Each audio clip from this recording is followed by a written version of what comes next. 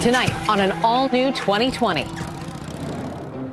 The saga of Mike and Dahlia DiPolito was so outrageous, so unbelievable.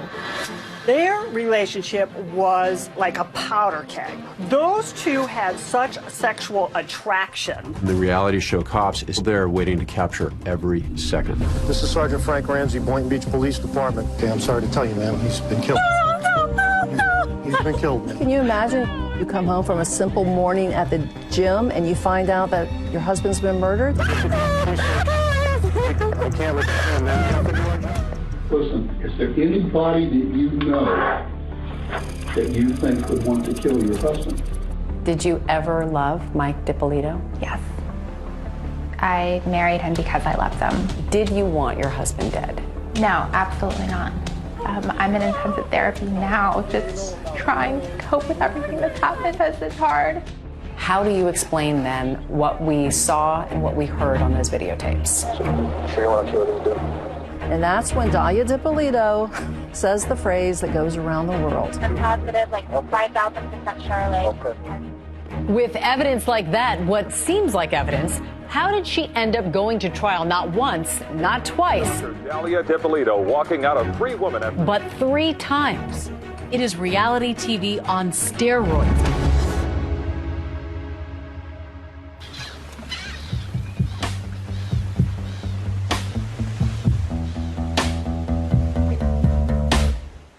It's a cloudy morning in sleepy Boynton Beach, Florida. It's just before 6 a.m. It's already a humid 80 degrees, and most people are still asleep, but not 26-year-old newlywed Dahlia DiPolito.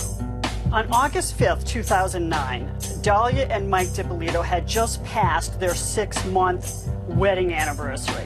He's in bed in the morning, and Dahlia gets up and goes to the gym at 6 a.m. The LA Fitness in Boynton Beach. He's groggy, it's early morning, he's still in bed. She tells Mike on the way out, I'm going to the gym, maybe I'll bring you Starbucks on the way home. In the middle of her workout, Dahlia receives a phone call from the Boynton Beach police. Sorry, I just missed your call. Please leave a brief message, and I will return your call as soon as I can. This is Sergeant Frank Ramsey, Boynton Beach Police Department, Detective Division. I need you to call me as soon as you can, ma'am. A few seconds after missing the call, she calls the number, and it's the Boynton Beach police asking her to come home. Okay, can you come right back to your residence, please? Yeah, I'm leaving right now. Is it ready? Ma'am, I'll tell you everything you need to know when you get here. There were cameras everywhere, including from the hit TV show Cops. She goes rushing up, looking very confused. You see her in her black leggings, her tight spaghetti strap tank top. Listen, we had a report of a disturbance at your house, and there were shots fired. Once she arrived, that's when she was told that her husband was killed. Is your husband Michael? Okay, I'm sorry to tell you, ma'am, he's been killed. He's been killed, ma'am. And that's when she falls into his arms, wailing. She is screaming. She's saying, no, no, no, no, no. No. Try to calm down. No. Listen, right now we need to get you. From the perspective of neighbors, they see this nice young couple, and next thing they know, something horrible has happened there.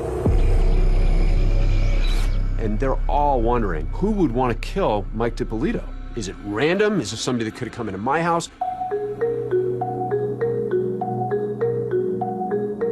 My name is Jillian Jalali, and I have a podcast called Court Junkie.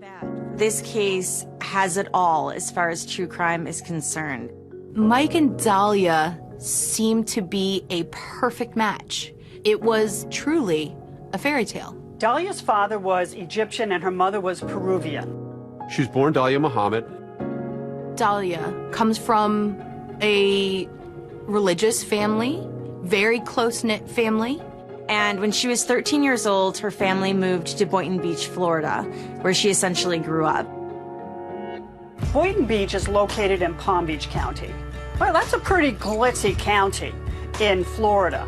When people think of Palm Beach County, they often think of Mar-a-Lago, where President Trump lives. He has that resort there. Boynton Beach, 15 miles away, is a typical American suburb. It's sort of a middle class, more of a blue-collar community. Dahlia lived in a gated community. She lived there with her mother. Some describe her as beautiful. She's certainly attractive, especially when she's got her hair and makeup done.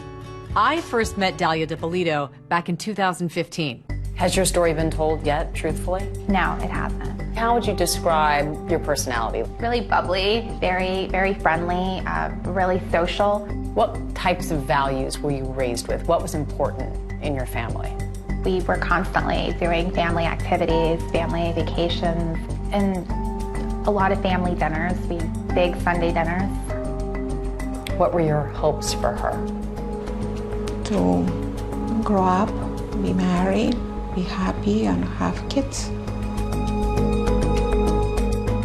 Dahlia grows up and she becomes supposedly a real estate agent. But the problem is that actually takes a lot of really hard work, and she's much more into the quick buck. I think she was a woman who early on decided there were certain things in life she wanted, and she was going to use her sexuality to get them. Money. She wants money. Some people might call Dahlia a gold digger, and if she could see maybe a fast buck in someone, she was going to go for it. Enter Mike DiPolito. He says that when he met Dahlia, she was working as a paid escort. He meets her on a website called eros.com. He was ordering an escort to keep him company over the weekend. He ordered her like a pizza. Mike DiPolito is an interesting guy. Just like Dahlia, he wants a lavish lifestyle. He yearns for the finer things in life. Michael DiPolito was a muscular guy. He worked out, and he liked the high life, too. What was your initial impression of Mike DiPolito? Charming. What drew you to him? His personality. He was really engaging, and it felt a really strong connection. So, Mike DiPolito is a very likable guy. He's not afraid to be vulnerable. And he just seemed sort of like a guy you'd see at the gym, maybe not too bright, but working hard and trying to have a fun life. Mike describes his first meeting with Dahlia, that she was sweet, almost naive. Give me some insight into what it was like when you first met. We got into outdoor activities and stuff, and we got bikes, and we started biking together. What do you think Michael saw in you? My personality, who I was, my sense of humor. We talked about all kinds of things. We watched the news together. We were big movie people. We both love Starbucks, coffee drinkers. Mike had a very difficult upbringing, and I think he really yearned to feel loved and to feel safe and taken care of. He had this void that needed to be filled, and she made him feel like he had never felt before. But the problem that Mike had was that he was married at the time. They start an affair, a hot and heavy and steamy affair. He said the sex was unbelievable. Did you have any scruples about getting involved with a man who was still married? No, I was told that he was going through the divorce proceedings, and he had actually sent me papers showing that he was going through the divorce process. Not only did Mike DiPolito have a wife, he also had a checkered past. Well, long before he met Dahlia, he'd gone to prison for running a boiler room stock operation. He was conning old people over the phone. They would call people up and they would sell them these penny stocks, convince them that these were going to become stocks that were going to be worth a lot of money, but in actually were just scams. Basically like the movie The Boiler Room. Listen, I'm presenting you with an investment opportunity that I think you're going to find very interesting. Where he's cold calling people and trying to get them to invest in foreign currency. He was ripping people off. Along the way, he was definitely making enemies. Mike pled guilty to organized scheme to defraud, unlicensed telemarketing, and grand theft. And he served a total of 2 years in Florida State Prison, followed by 28 years probation. They're in love. They are determined to leave their past behind. So this ex-con and his former escort are in this whirlwind romance, and 6 months later, they're married. The way that it happened, it was just so impulsive, and it felt right. You went down to the county courthouse? The courthouse the same day, applied for the license. It took a couple of days to, for it to legally be official and everything. This was a shock to Dahlia's mother, Rhonda Muhammad. And she showed me her ring. I was like, wow, we got engaged? And she says, no, we got married. And you thought what? I wasn't happy at all, but it was time. If you look at the pictures of them, she has this beautiful smile. He's grinning. They're embracing each other. It looks like true love. From an outsider looking in, they're the happiest couple. And that brings us back to that hot August morning in 2009. Mike DiPolito is dead. He's apparently been murdered in his house. And the big question is, why? Who would want to do this? Police can't help but wonder if this grieving widow is actually keeping a deadly secret. Are you sure that you don't know anybody who want to kill your husband?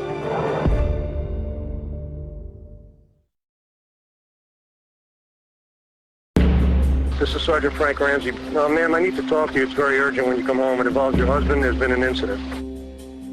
Can you imagine you've got your whole life ahead of you and you're in love and you're planning everything, and then you come home from a simple morning at the gym and you find out that your husband's been murdered? I don't wish this on anybody. It's just beyond, words. It's so hard to be able to just fully express. Your husband, Michael?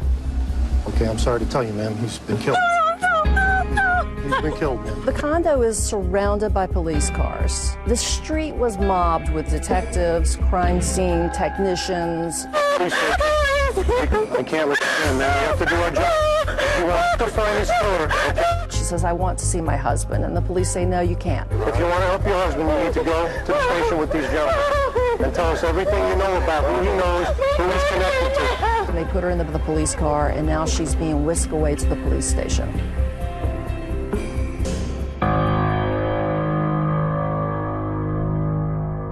So they take her to the interrogation room. She's sitting in there. And I'll explain to you what we're going to do, okay? They turn the camera on once Dahlia steps into the room to watch her demeanor and to see how she was behaving. I don't want to be videotaped. Well, you're being videotaped. That's all part of it. And still expressing grief and sorrow and disbelief. I love my husband. We don't love you too. No, you don't want to see him. The police are treating her like a grieving widow. They're doing their investigation into who would want to kill her husband. Listen, is there anybody that you know that you think would want to kill your husband? My husband's on probation. For what? He's for stock fraud. Stock fraud? And in fact, she tries to steer the investigation to the victims that Mike had previously scammed money from. Did you spend any time in prison? How much? 2 years in prison and 5 years on probation, going on to 6 years. Oh my God. And what was that for? It was for taking money. It was like, he explained it like boiler room kind of, where they would take money from people. She tells them that he had been in prison before for fraud, that he was on probation, and that he still owed restitution, almost $200,000 to several victims. He's been trying to get off probation, and it's just been nothing but problems the whole time that he's been trying to get off. People weren't happy that he was getting off probation because it's a lot of money he's got to pay back. She tells them that Mike was just about to get off on probation early, and the people that he had scammed money from were very angry and upset about this. Well, when you say people, who are you talking about? People that were involved with him before, or? A little bit of everything. He's constantly running into a lot of the guys that he was on probation with. It was a lot of money. It was $191,000 that he had to pay back. He's got all these sketchy characters from his past. Yeah, they're the ones. I guess somehow when he went away, some guys didn't go away. They left the country. You mean went away, he went to prison? Right. Okay. They left the country. And so somehow he was dealing with some of those guys because they thought that he owed them, and I don't know. She gave very vague details about, maybe people that could have been angry with him. She didn't provide law enforcement with much information at all. Well, I'm asking, if you know any names, then we can run these guys down and see what they know. I don't know if the one guy that I'm telling you about, Pasquale, if he also went away or if he didn't. She starts to kind of give names and tell them that there are possibilities of people that maybe had wanted to see Mike dead. Is it Pasquale or Pasquale? Pasquale. Then Dahlia starts spilling some of Mike's other secrets, like his substance abuse issues. He's recovering alcoholic. Dahlia tells detectives that her husband Mike struggled with demons, alcohol and drugs. And so with him, it's very important to be like on a schedule and, you know what I mean, like have a system and very organized with everything. Get up every day, go to the gym, go to Starbucks. He would go to AA meetings. He felt was so important to keep regimented. He did that to make sure that he stayed sober. And in fact, Mike would have otherwise been at the gym with Dahlia, except he was recovering from liposuction surgery. We were supposed to go to the gym. Oh, both of you were supposed to go? He had like 2 blood handles removed from here. And so he was laid up. He couldn't exercise, he couldn't go to the gym. We haven't gone since his surgery, but every morning, 5 a.m., we're both at the gym. You're lucky. What? You're lucky you went to the gym. I don't know if you know, he was shot. He was shot twice. And I want you to know all this. Do you know this? Not exactly. I mean, they told me he was shot. He was found in the bedroom. He was shot twice in the head. She brought up every negative detail of his life in those moments after she learned that he had been killed. Well, you know, he's very, he used to be a drug addict. And what was his drug of choice? Crack. Crack? I'm going to be back. What I want to do is call right now. I'm going to go out and get in touch with the officers at the scene. I want to see if the house was burglarized. Okay. All right, just hang on for a second. Thank you. So when the police exit and Dahlia was still being videotaped, as they leave the room, she starts crying.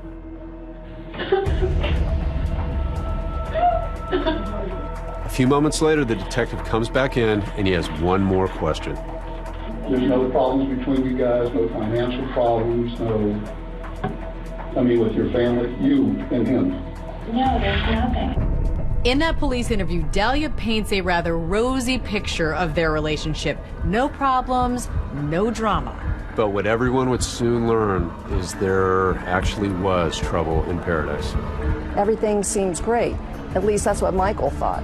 What he didn't know is that Dahlia DiPolito had another man in her life.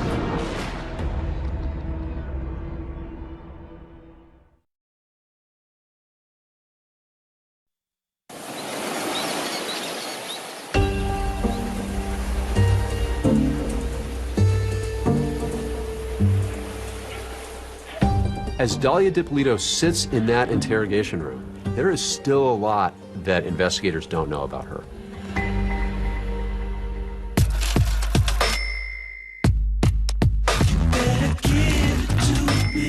She uses men to give her money or to get into their lives so then she could then extract their money from them.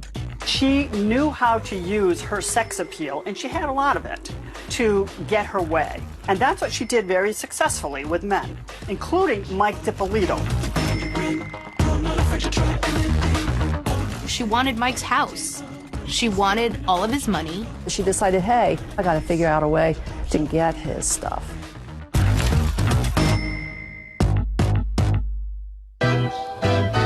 She had several men wrapped around her fingers. One of those men was a Florida businessman, Mohammed Shihada. He was a 32-year-old Jordanian national. He was a quasi-actor. In fact, if you go to the site for Mohammed's talent agency, his online portfolio is still there. He really enjoyed playing poker and gambling in Las Vegas. How did you know Mohammed? I met him a long time ago. He had a convenience store business, and I had actually walked into his store. And that's where we struck up conversation, and we both had Middle Eastern background, and so we just ended up developing a friendship. And you stayed in touch for how many years?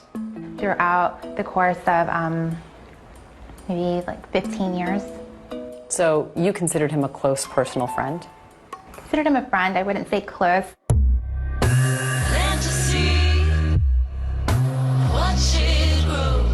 They began a flirtation, which was very heavily sexually charged. When she needed something, they would rekindle that old flame, so to speak.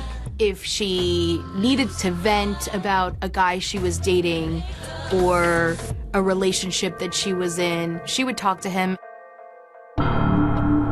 So in July of 2009, after Dahlia was married to Mike, she reached out to Mohammed once again, as she had done over time. She starts a narrative with him about Michael DiPolito. Dahlia told Mohammed that she was physically abused, that he was controlling, and she just needed out of the marriage. Were there any stresses on the marriage? We got into little arguments and things, but it wasn't anything major.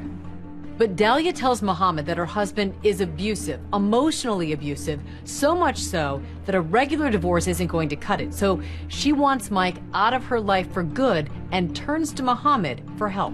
She wants for a more permanent solution to her problems. Dahlia confides in Mohammed that she wants Mike DiPolito killed. They meet at a gas station in Boynton Beach. Dahlia tells Mohammed that she's desperate, that she needs to have Mike killed. It's a common thread throughout these types of cases. Beautiful women, and they also often involve allegations of abuse. Mohammed is really nervous that if Mike DiPolito is killed, that law enforcement would come back to him. And he didn't want that to happen. And he didn't want Mike to be killed. Mohammed Shahadi is actually the person that called police and said that Dahlia DiPolito was planning to murder her husband. We had a gentleman come into the police department advising they had some information in reference to a young lady that wanted her husband killed. They captured this first conversation that they had with Mohammed on a tape recorder. Okay, tell us what happened. She asked if I knew someone who can kill her husband for her. I said, basically, no, I don't. She tells me, though, he's the nicest, sweetest nerd, but you can't stand him. So at first we weren't sure what we had. Do you know where she lives? No. At the time, we didn't know what to believe. Her last name, I don't know. Here's a gentleman who walks in. According to him, he's had a sexual relationship with this young lady, but he wasn't sure exactly where she lived or her last name. Describe her. She's maybe 5'6", 5'7", dark black hair, green eyes. She's a good-looking girl. Really good-looking girl, actually. The fact that somebody was going to get killed, it was bothering his conscience. Did she ask you to find someone for her? Yes. So after that first interview, law enforcement realizes that they're going to need to talk to Mohammed again. What cops want Mohammed to do next is bold and risky. They want to set up a sting. They say, we want you to put a wire on, and we want you to get her to outline this plan to kill her husband. So Mohammed morphs into a confidential informant. We have the informant contact the suspect by phone and set up a meeting so we can ID her. The mobile gas station was one of those places where they've met before in the past, so we decided to make that the location. All right, you good to go? Yeah, I'm good to go. All right, good.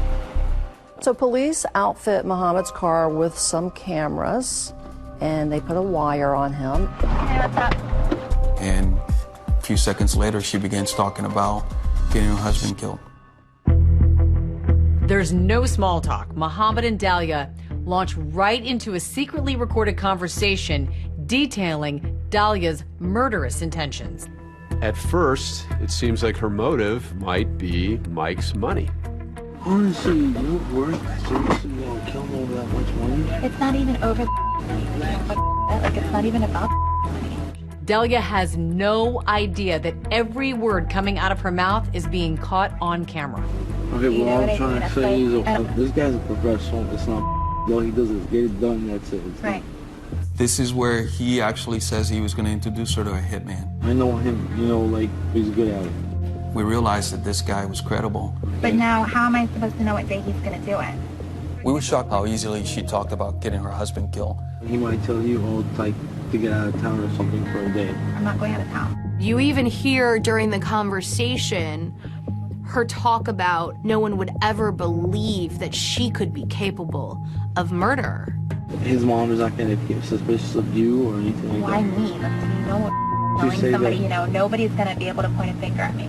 She ended up bringing $1,200 in cash. She believed that that money was going to be given to the hitman to buy a gun. Yeah, All right, I'll try.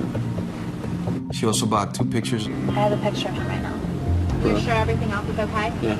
You're sure? Yo, what more sure can you want? You're planning a murder. Come on, stop, yo. She's made a down payment on death. And now Dalia DiPolito is about to come face to face with the assassin. But little does she know, she's walking into a trap.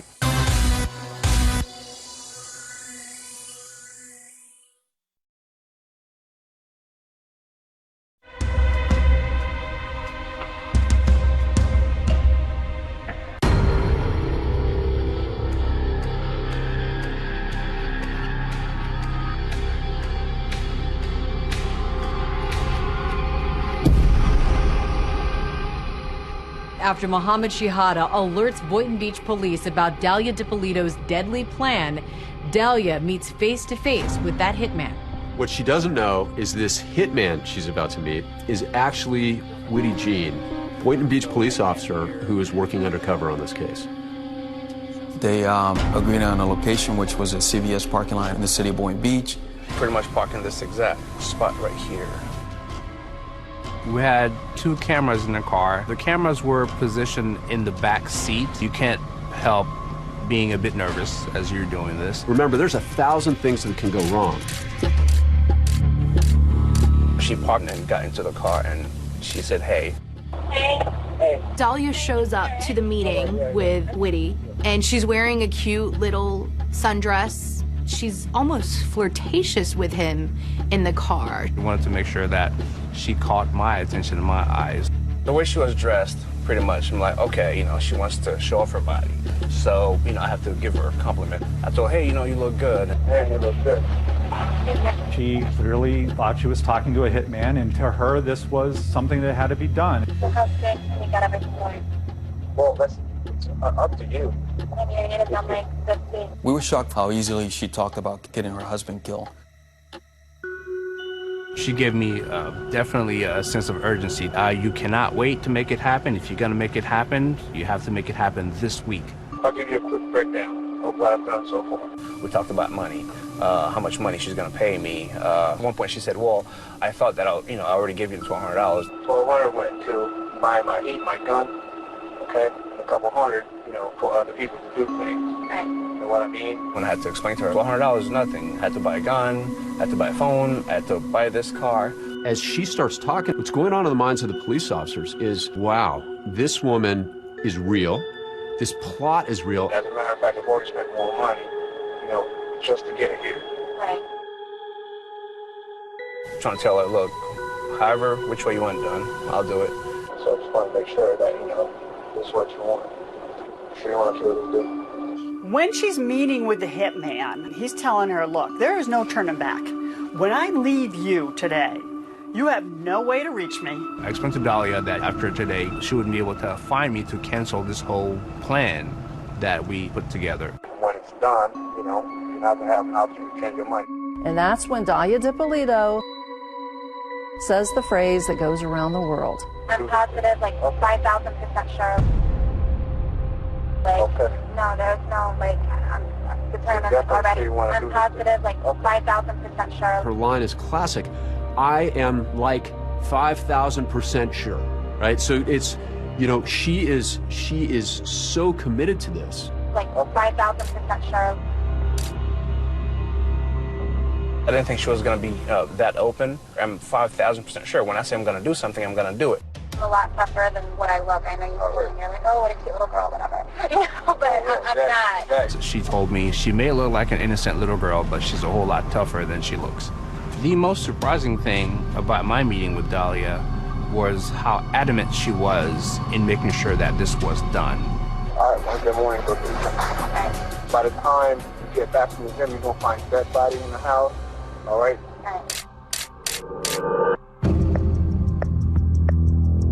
As the Boynton Beach Police Department are preparing for their starring role in this true crime drama, Cops television show are like flies on the wall, recording every bit of it.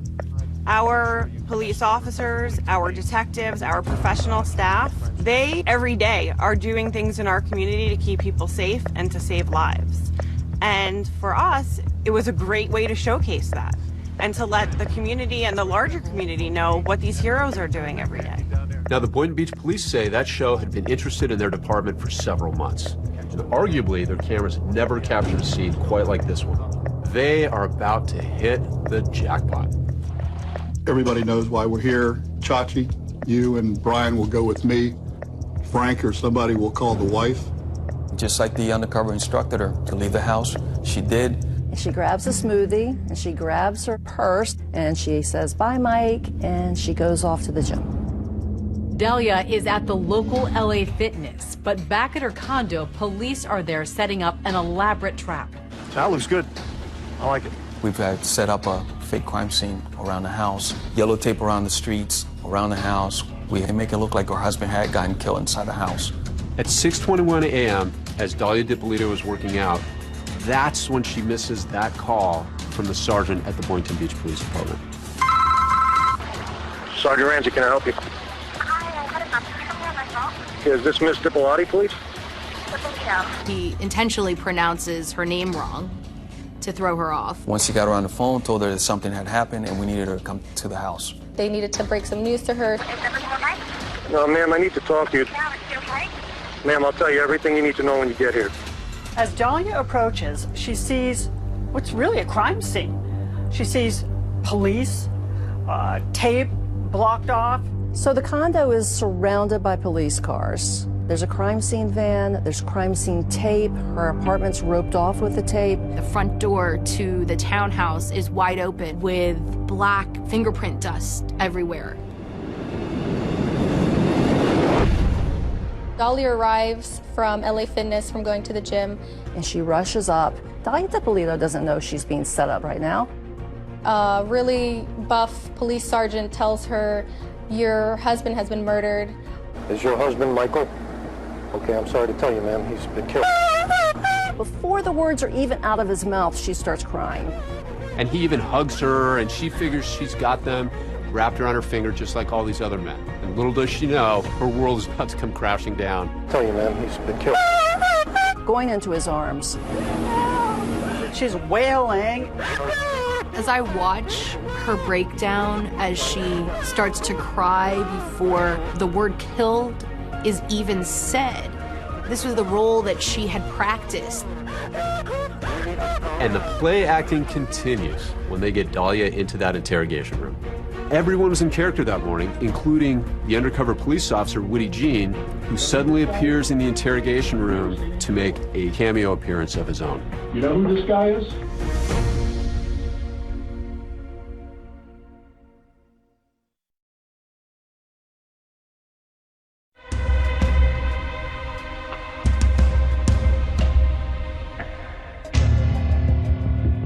And tell us everything you know about who he knows, who he's connected to. Don't worry, we've already taken care of dogs with animal control for right now. Everything's under control. Dahlia's acting, and the police are acting. As she's brought to the police station, everyone involved is faking it. They think they have the goods to charge Dahlia DiPolito, but the police still want to see if they can make her crack. They're going to give her every opportunity to own up to what they suspect she did. You have the right to remain silent and not answer any questions. You understand that? She absolutely thinks that she has everybody fooled. He was found in the bedroom. He was shot twice in the head. He wouldn't open the door unless it's somebody that he knows, because we don't open for anybody. She believes that she's going to be able to convince law enforcement that she truly loved Mike and that she had nothing to do with his murder. When the police asked Dahlia if she wanted her husband killed by any chance, she denied it, completely denied it. No. You wouldn't want to kill him, I hope. Not at all. We are fine, like there's nothing. Dahlia DiPolito is pretending she knew nothing about this. and the police are pretending like her husband is actually dead. Did you want your husband dead? No, absolutely not. Did you want any harm to befall him? Never. No, never. Suddenly, the tide begins to turn, and the police get tough with Dahlia. They've had enough with her charade and with her lies. Police are thinking that by ushering in that would-be hitman, the man that she paid to murder her husband, surely that will get her to come clean. Do you know her? Put your head up and look at her. Put your head up. I've never seen her. What were you doing coming out of her house? Came out here. Inside, I was kind of laughing because I knew that I spent a good 25 minutes talking to her, and hearing her saying that she's never met me was pretty shocking. She denies ever meeting him, and she doesn't know who he is. And then the detective all of a sudden goes from being the grandfatherly figure that he had been into more of a aggressive. You're going to jail today for solicitation of murder. You're under arrest. That's an undercover police officer. We filmed everything that you did, recorded everything that you did. You're going to jail for solicitation of first-degree murder of your husband. I didn't do anything. Did you hear what I just told you? I heard what you said, but I didn't. Everything, listen to me. Everything has been recorded. You were photographed in the convertible when you sat in this car in the front of CBS. What do you want to do? I don't think for a second that she thought that investigators in the interrogation room were going to turn on her. Listen to me. I didn't do anything. You're going to jail. I didn't do anything, please. I didn't do anything. Can you talk about that moment when you realized the tables were turned? I panicked. I was just completely frozen, and I couldn't move. I couldn't really process and digest everything that was going on. Shockingly, the Boynton Beach Police Department media director posted the video of the staged crime scene. The Boynton Beach Police uploaded the video the same day. This was our way of getting video to our local media. We uploaded the video just as we did dozens of other videos. We see this stunning video of this takedown, this woman crying and wailing. We've never seen anything like it. It's always a risky move for the authorities to release any information during an investigation. But Florida is one of the most open states in the country when it comes to sharing information with the public. In a matter of hours, we were getting phone calls from national and international media. I need you to take her to the station. I thought it was going to be a very hot story. There's the jilted husband, there's money, there's video. If you want to help your husband, okay? If you want to help your husband. We were stunned. We were delighted. When law enforcement confronts her with all of the evidence that she wants Mike DiPolito dead, Dahlia denies that. Listen to me. I didn't do anything. You're going to jail. I didn't do anything, please. I didn't do anything. She's sticking to her script. She's crying. And with the spotlight on Dahlia, the grand finale is about to unfold. So finally they say, guess what? He's alive. He's alive. Come here, please. Come here. Mike, come here, please. Come here. 3 words to describe Dahlia. Liar, liar, liar.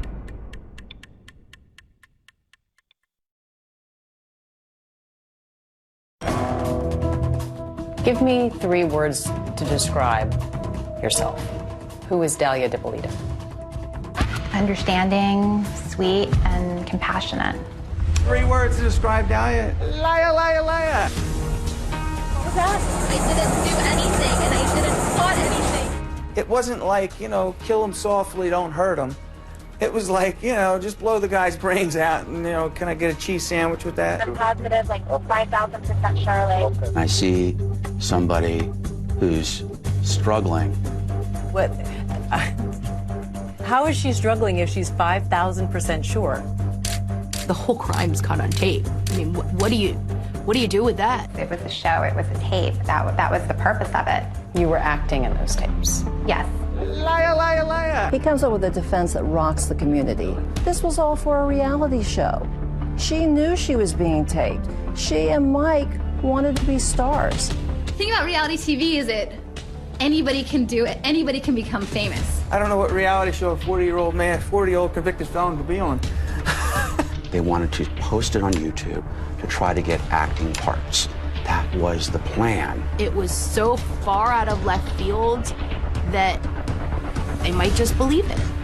Even now, 11 years after the story first broke, the twists keep coming in the Dalia DiPolito story.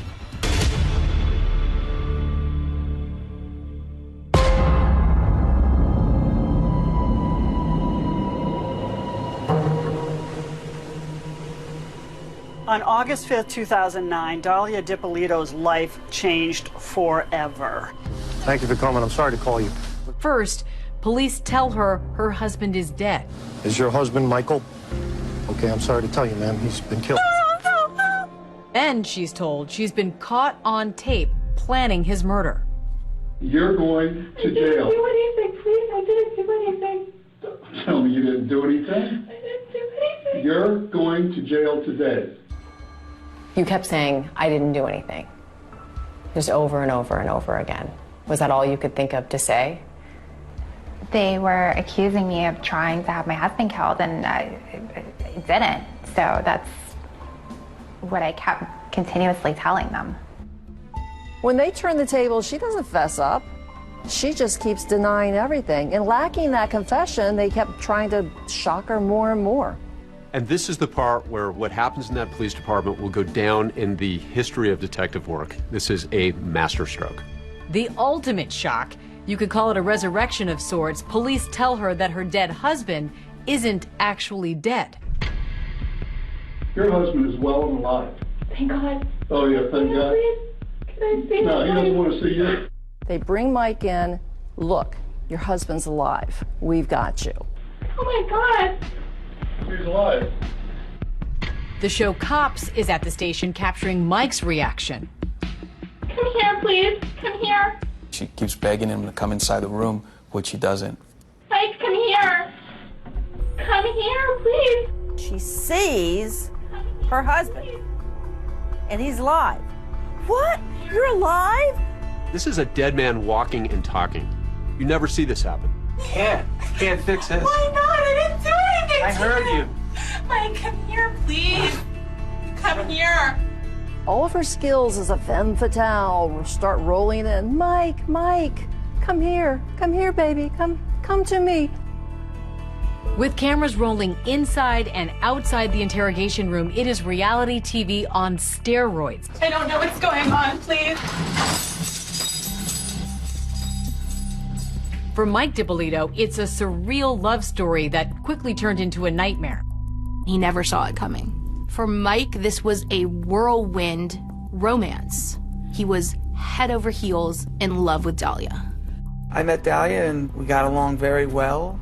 There was never any friction. We never argued. How can I say? Our sex life was incredible. Meanwhile, the entire time she's plotting behind his back. There's this side to his wife he has no idea about. Mike DiPolito insists that the accusations made by Dalia DiPolito that he was abusive are totally false. Still, Dalia secretly wants out of the relationship. And authorities say if she can get out with a pile of Mike's money, that's even better. Mike DiPolito still owed $191,000 restitution, and he was on probation for decades. If he could make that restitution, he could make an argument to get off probation. But he says Dalia told him she could help him with that. Dalia said, if you can come up with $100,000, I will take $91,000 of my own. I'll put it with your money and we'll send it to the lawyer together. It was her responsibility to wire the money to Mike's lawyer. She says she's helping him. He thinks that she is. But in reality, she's doing anything but helping him. Soon, Mike notices odd things are starting to happen. Before I met her, I don't think I had a run-in with the police since I've been home from prison. I meet her, I'm running into the cops more than I ran into the cops probably ever in my life. Mike will soon find out that someone is trying to frame him for crimes he didn't commit. On 2 occasions, drugs were planted in his vehicle. Mike decides to take Dahlia away for a couple of days to the Ritz-Carlton. Mike is stopped by a police officer, and the police officer tells Mike that they had received an anonymous call saying that he was dealing drugs out of his Tahoe.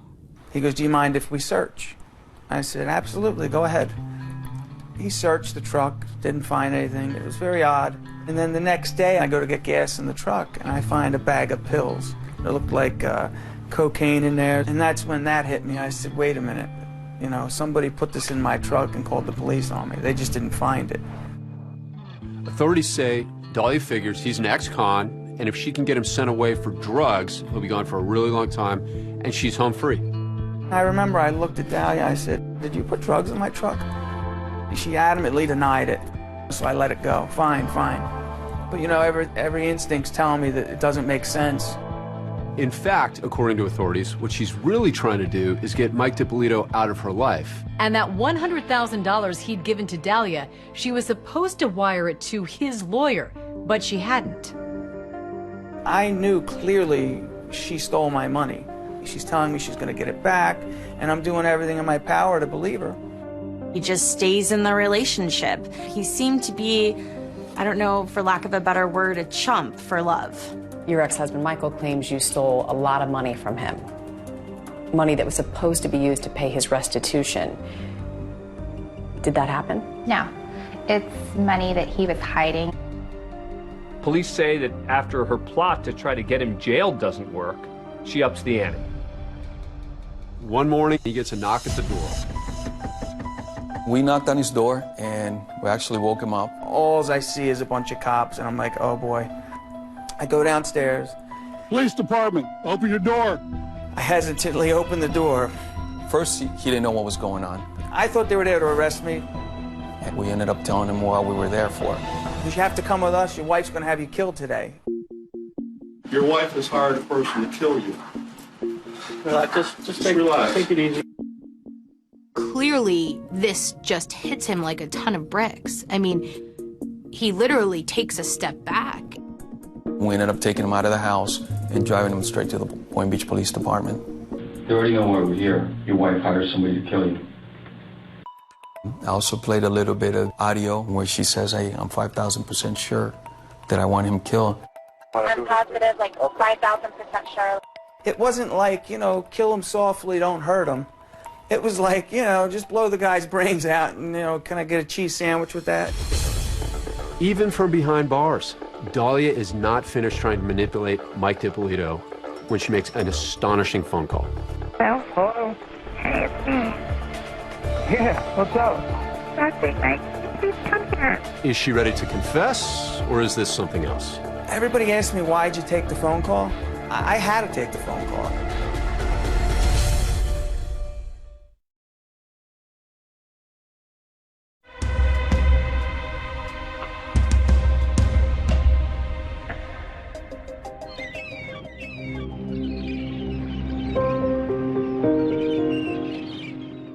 As Dahlia DiPolito is being led out of the Boynton Beach Police Department and over to the Palm Beach County Jail, she has an audience.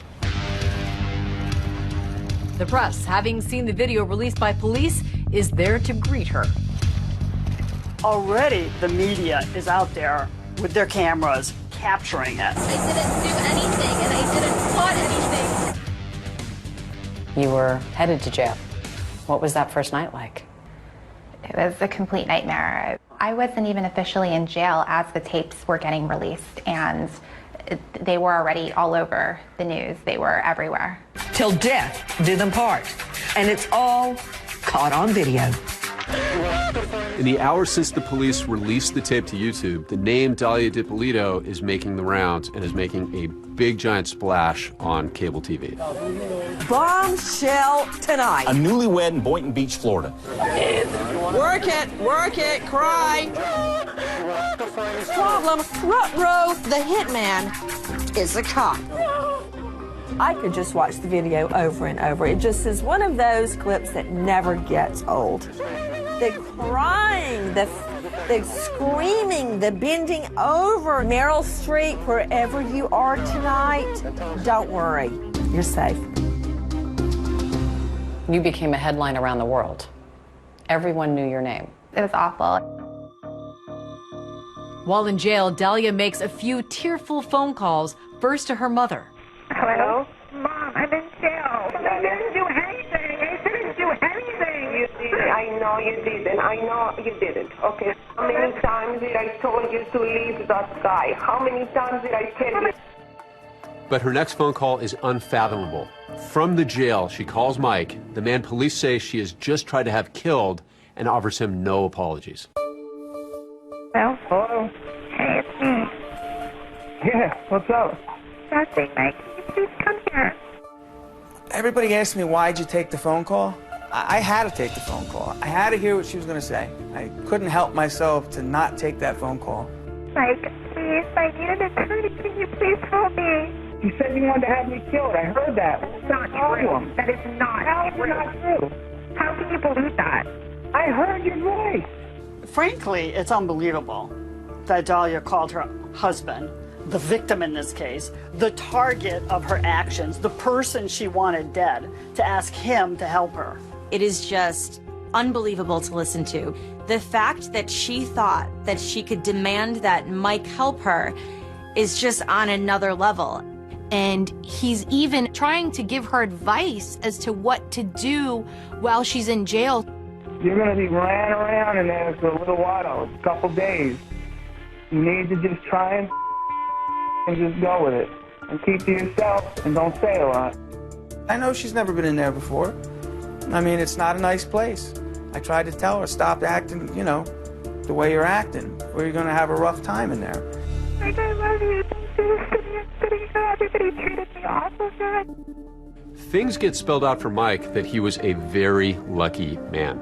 Prosecutors say that Mike actually survived an earlier attempt on his life. When Mohammed Shihada was giving a statement to police, he told them that Dahlia had poisoned Mike's Starbucks iced tea with antifreeze.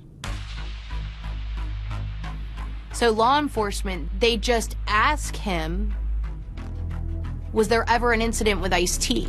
And Mike then realized that he was a lot closer to his demise than he ever realized. She went out and came back with some Starbucks iced teas. I take a sip and I spit it out so fast. It was terrible and I didn't think anything of it. I only took one sip. I was sick for about 2 weeks. Dahlia's attorney said she never poisoned Mike. Mike doesn't end up helping her find an attorney, but the attorney she does find ends up presenting one bizarre, wacky, intriguing defense. It was a stunt. It was a hoax, a ruse, a plan that Mike DiPolito hoped to capture the attention of someone in reality TV. You were acting in those tapes. Yes. It didn't make an iota of sense to me. It was so far out of left field that they might just believe it.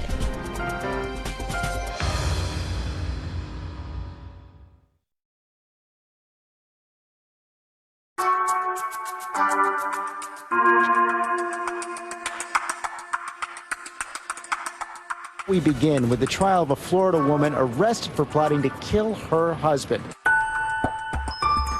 Your trial. Can you describe what that experience was like for you? Confusing, really difficult. The cameras were there. The TV shows were actually filming the whole thing as I'm entering the courthouse. Dahlia DiPolito entered the courthouse in a buttoned-up white sweater to meet the men and women who will likely decide her fate. I have never had a case as a prosecutor that was so strong. I'm a lot tougher than what I look. I know you see me, you're like, oh, what a cute little girl, whatever. You know, but I'm not. You will see how determined she was to have Mike DiPolito, her husband, killed. In opening statements, the prosecutor, Elizabeth Parker, wants to make sure these jurors don't believe that Dahlia is this little innocent figure and that she is a much darker, more evil person. He asked her, "Are you sure you want to kill him?" Without hesitation, as if she had ice running through her veins, She says, "There's no changing. I'm determined already." My biggest concern, the evidence seemed to be overwhelming. But you have Mike, who's got a shady past. I knew the defense would make him out to be a con man. Please tell us your name. Michael DiPolito. What's awesome about this case is that the jury actually gets to hear from the victim. In a plot to kill somebody, the victim is almost always dead. I don't know how to explain it. I just don't know how to explain it. He was a likable character. I knew that I just needed to get him on the stand for long enough to have the jury like him too. What did you think of your marriage? I thought it was great. I was having fun with my wife. It's getting off probation, I thought. Did the defendant seem happy? Yes.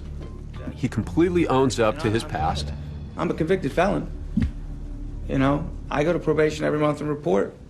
I hold my head up as high as I can. On cross-examination, when Dalia DiPolito's lawyer keeps asking him and keeps repeating the word probation, Mike DiPolito bites back and makes the entire courtroom laugh. You're like a parrot. A parrot? Yeah. What does that mean? I've been called a lot of things. What's a parrot? Did you do that on probation? Were you on probation? Did you do that on probation? Were you on probation? You know what I'm talking about. I'm just having fun with you. Come on, I'm with you. You're having fun with me? Let me ask you something. Is this fun, Mr. DiPolito? This sucks. Okay. It's ridiculous. We're not here because of me. You might as well put me up next. I mean, what are we doing here? But another Mike is about to make an entrance into the trial. Mike Stanley, an ex-boyfriend of Dalia's, And you're gonna meet Michael Stanley. who prosecutors say discussed with Dalia planting the drugs in Mike DiPolito's truck. So, the prosecution introduced tons of text messages between Dalia and Mike Stanley. They were talking about everything they wanted to do once DiPolito was out the way. So their X-rated conversation is read on the stand by Boynton Beach detective Alex Marino. Do you want my hot, tight body all over you? You can just see how uncomfortable this police officer is as he's reading these steamy text messages. Love you so much. I'm so horny for you. Some of the stuff was kind of cheesy. I mean, I had to read it up on the stand. It was not my best moment. Baby, I love you, and I only want to you. She's telling Mike Stanley, once this guy's gone, you and I can have the life we've imagined. I will have Michael's money, we'll have this condo, everything will be good. Greed was the very basic core of why Dalia did this. Parker says when Dalia's plan to put her husband back in prison failed, that's when she took things a step further. Yeah, but killing somebody, come on. Nobody's gonna be able to point a finger at me. I'm determined already. I'm positive, like 5,000% Charlotte. After the prosecution rests, now it's the defense's turn, and they are going to use that infamous video for their own purposes. That's where this novel defense theory came into play, a defense theory that was actually a little hard to believe. The plot for the contract killing of Mike DiPolito was never real. He comes up with a defense that rocks the community, which is, this was all for a reality show. She knew she was being taped. She and Mike wanted to be stars. So they came up with this idea, and it was all a hoax. It was Mike DiPolito's idea, and Mike DiPolito was in on it, and she's not guilty. It was a stunt. It was a hoax, a ruse, a plan that Mike DiPolito hoped to capture the attention of someone in reality TV. Dalia's lawyers claim that Mike and Dalia DiPolito wanted to be famous. They wanted to be like the stars of Cheaters or Jersey Shore. Salnick presents a computer forensic expert who found that Dalia had searched reality shows on her computer. The website name says welcome to realitytvcastingcall.com. It fits with his obsession about his appearance, his vanity, and others might be interested in his reality. I was shocked. I mean, where was the evidence that this was a reality show plot? Diane, listen to me for a second, okay? I didn't do anything. I didn't do anything. At no time does she ever stand up and say, well, hold on a minute. This was all, Michael, Mohammed, wait a minute. This is all a setup. We were all acting, right? Wouldn't be that the first thing out of your mouth if you're about to be arrested. And not only that, Mike DiPolito strenuously denied that it had anything to do with reality TV tryouts. Did you ever have aspirations to be on a reality show? No. Did you ever act out any scenarios with a defendant for a reality show? No. It's the dumbest thing I've ever heard. I couldn't even believe they made something like that up. I don't know what reality show a 40-year-old man, 40-year-old convicted felon could be on. This defense received a fair amount of eyebrow raising. She didn't want to kill her husband. She just wanted to be on a reality show. A pretty shocking twist in the case of the Florida wife caught on tape taking a contract out on her husband. Well, we got to bring in our legal analyst, Dan Abrams, on this one. And Dan, all of us just shook our heads when we heard this. I've seen a lot of wild and crazy defenses in my day, and this is certainly one of the wildest and one of the craziest. The reaction to this defense was, are you kidding me? This is an almost impossible defense to win. And so I think in order for it to succeed, Dalia DiPolito would have to take the witness stand. Judge, the defense is going to rest. But Dalia does not end up testifying. It was a daily, yes, you're going to testify, no, you're not going to testify. And Did you want to testify? Yes, I did. She's like poison candy. Attractive on the outside, but deadly on the inside. I was confident in the case that I had presented. I was truly concerned that it was such a bizarre defense. I've been advised that the jury has reached a verdict. Except this was nowhere near the end of this story.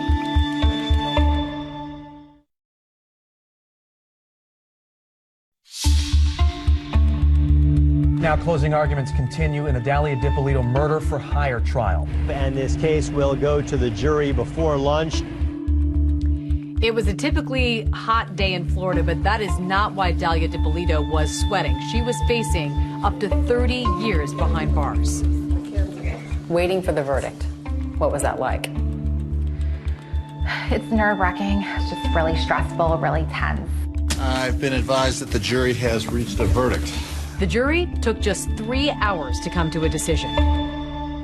We find the defendant guilty of solicitation to commit first-degree murder. I was numb. It wasn't at all what I was expecting to hear.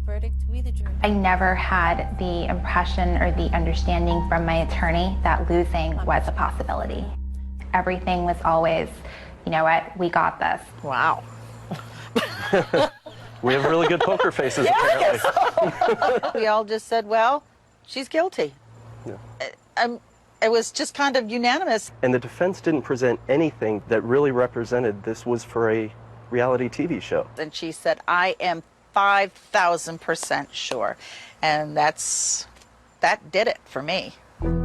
There is absolutely no moral justification for your conduct. It was pure evil. I'm sentencing you to 20 years in the Department of Corrections. I looked at her in that courtroom and I just said to myself, man, this is sad. I wish we were never here, and as far as the sentence, I'm 5,000% happy with it. That seemed to be it. Case closed, except this was nowhere near the end of this story. Everybody thinks, bye-bye, Dalia, that's it. But it turns out she got an appeal. In the last hours, the Black Widow, Dalia DiPolito, set to walk free. The appeals court tosses out the conviction. Dalia's lawyers argue there was a problem during jury selection. And then, 3 years later, a court agrees. And so Dalia DiPolito is getting a new trial. Were you surprised? The first piece of good news throughout the whole process. So now we move on to Dalia round 2. That's right, she's coming back a second time. And this time, there's a new cast of players.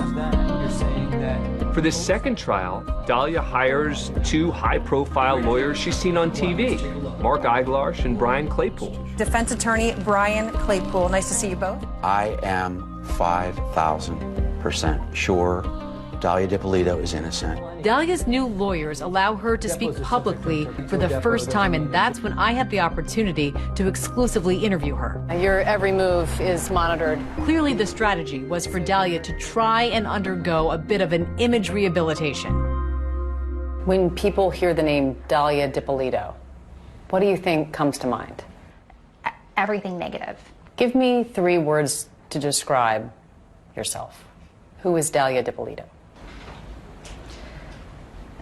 Understanding, sweet, and compassionate. Because it was a pre-trial interview, Dalia's lawyers wouldn't let her discuss certain parts of the case, particularly those videotapes. I'm positive, like 5,000% sure. Like. Did you hire a hitman to kill your husband? No. How do you explain then what we saw and what we heard on those videotapes? I'd like to be able to explain that to you right now, but I can't because the attorneys legally have told me that we're saving that for our day in court. In our interview, Dalia's lawyer, Brian Claypool, reiterated that reality TV defense that we saw in her first trial. Dalia, her ex Mike, and this gentleman Mohammed were all part of this collaboration to put together a YouTube video of a scene where they're hiring somebody to kill somebody. They wanted to submit that, post it on YouTube to try to get acting parts. That was the plan. It got out of control. I'm positive, like 5,000% sure. 5,000% sure, not 100% sure, not 1,000% sure, but 5,000% sure. How do you explain that? I look at that video and I see somebody who's struggling with whether she's really sure. She's struggling? What? Why? Well, how is she struggling if she's 5,000% sure? Well, you might find that humorous, but when I hear people say they're sure, I'm 110% sure. She's trying to overcompensate. As for Mohammed, he denies working with Mike and Dalia to make a video to try and get acting jobs. Mike Dippolito says he's never even met Mohammed.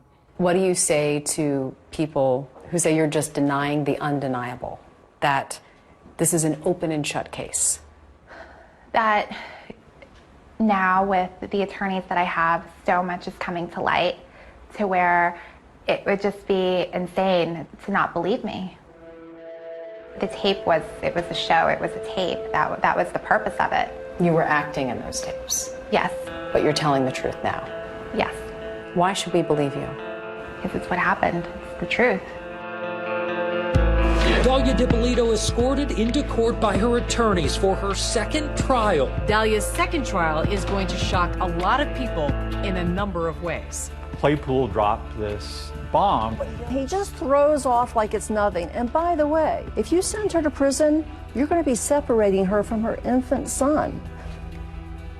What infant son?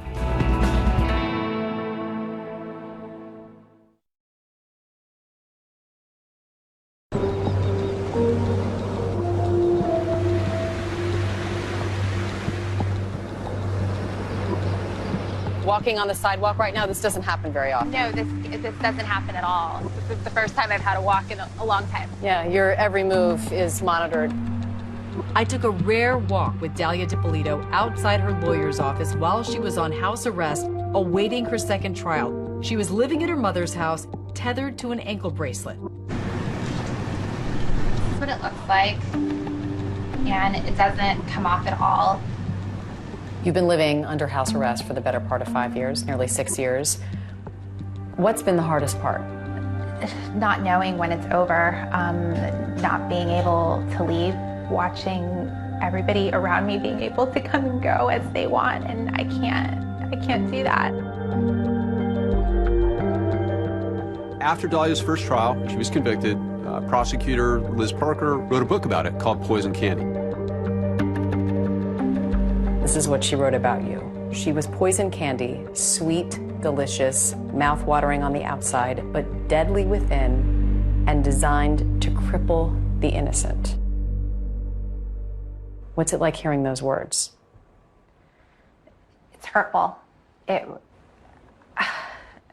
When I found out that the book was out, I was suicidal. Do you think people will change their minds about you when they hear from you in your second trial? I'd like to believe so.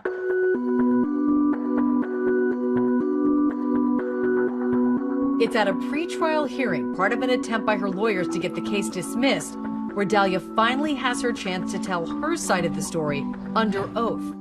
Raise your right hand. Do you swear to tell the truth, the whole truth, and nothing but the truth?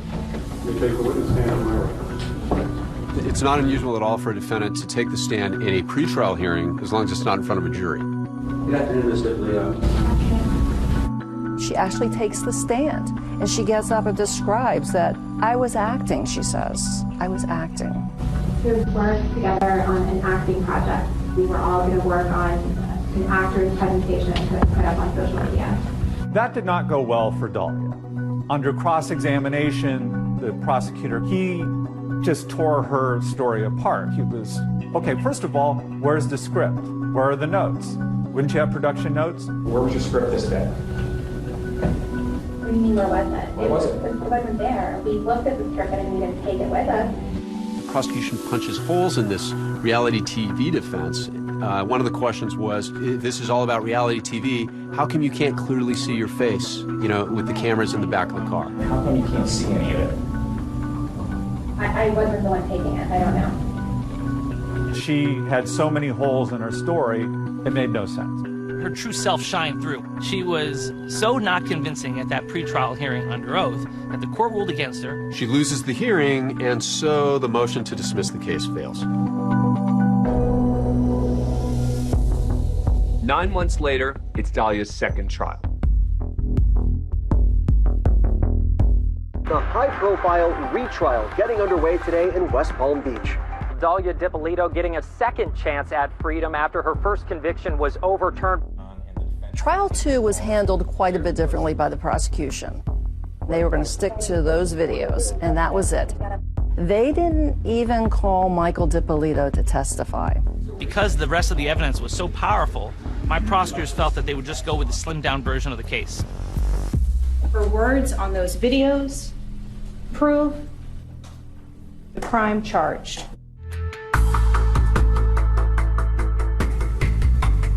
In the second trial, Dahlia's lawyers abandoned this reality TV defense.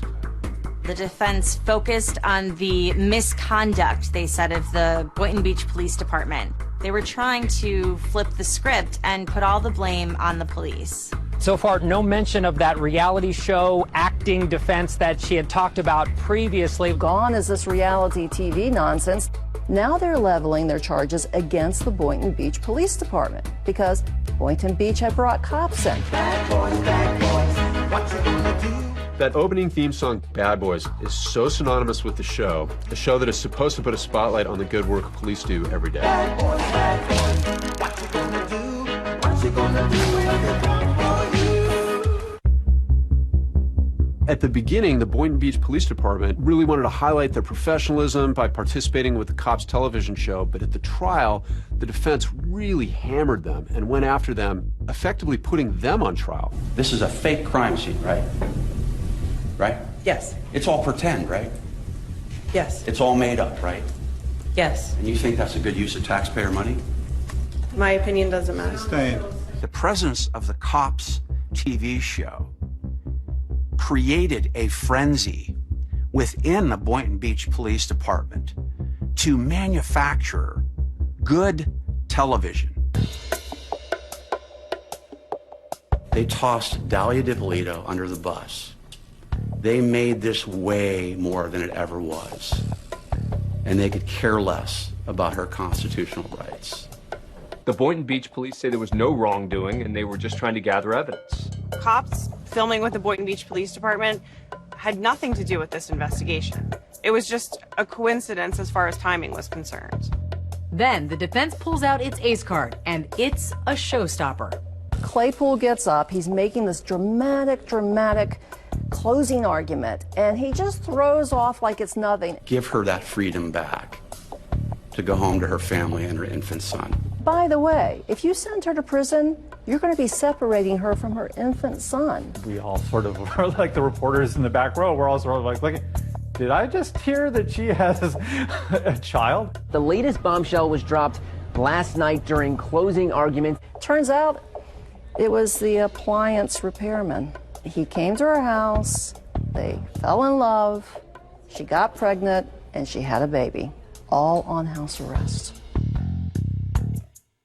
And right now, we're on verdict watch in the Dahlia Dippolito retrial.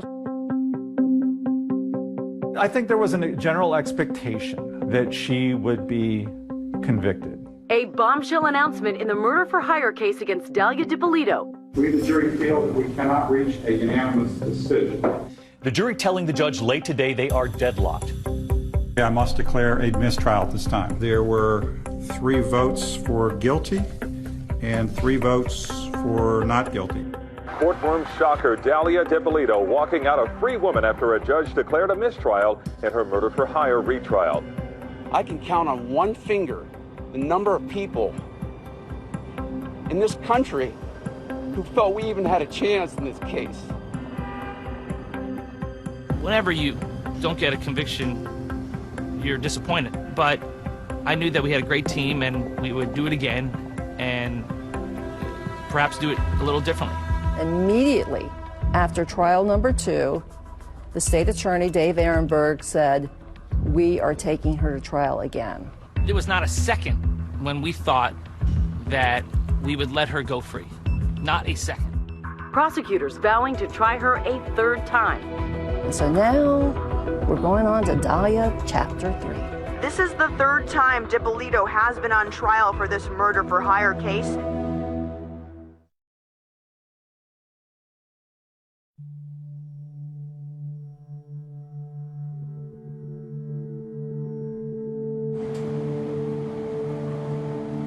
Heading into the 3rd trial, prosecutors are certainly hoping that they can finally close the book on this case. We knew she tried to commit murder, and she had gotten away with it thus far. And until we heard the word guilty, we were not going to be able to exhale fully. This is the 3rd time DiPolito has been on trial for this murder-for-hire case. Well, the prosecutors for the 3rd trial this time went back to the original strategy of putting on more of a prosecution. We wanted the jury to get more context. We wanted the jury to see Michael DiPolito. Introduce yourself to the jury for the record. Hi, my name is Mike DiPolito. By humanizing the victim, you impress upon them truly the importance of this case. It's vitally important that they put him on the stand. Did her arrest for solicitation to commit first-degree murder shock you? Yes. Would it work? Well, in this 3rd trial, it didn't take long for the jury to make its decision. A verdict for the woman on trial in a murder-for-hire. Well, some say 3 times a charm, but not for Dalia DiPolito. She was found guilty in 90 minutes. I mean, we were all a bit stunned. There was apparently no doubt in the jurors' mind. 16 years behind bars. That is the sentence for Dalia DiPolito. Dalia DiPolito expressionless inside a Palm Beach County courtroom today, moments after learning her fate. Dalia's current release date is 2032. She serves the entirety of that sentence. She'd be 49 years old when released. Dalia, in jail, heads up a Bible study group. She misses her child dearly. Her mom has stepped up immensely to help take care of her little boy. He's a preschooler, and he comes to visit his mom in jail at least once a month. And Dalia has described him as being very playful, very happy, very outgoing. She is still determined to get a new trial and to get vindicated. Dalia's attorneys have tried to get the verdict thrown out again. Her case, she tried to get her case all the way up to the U.S. Supreme Court. Earlier this year, the U.S. Supreme Court declined to hear Dalia's appeal. The Dalia DiPolito saga is finally over. The reality show is done. The last chapter has been written. We're still fighting, and we're going to file a federal brief to attempt to get a new trial for Dalia. After she left the prosecutor's office, Elizabeth Parker became Mike DiPolito's attorney and even helped get him off probation. He paid all of the restitution that was owed to the victims. Mike got engaged and seems to be moving forward with his life. How much do you love this guy? I love him a lot. It's nice. Sometimes it's hard to accept something this good's happening to you. He's very lucky to be alive. It's not been an easy journey for him. He truly thought Dalia was the love of his life. Did you ever love Mike DiPolito? Yes. I married him because I loved him. I was in a relationship with him because I loved him.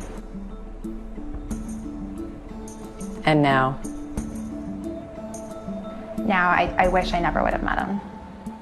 Oh, I feel the same way. I wish I would have made a left, not a right. Trust me.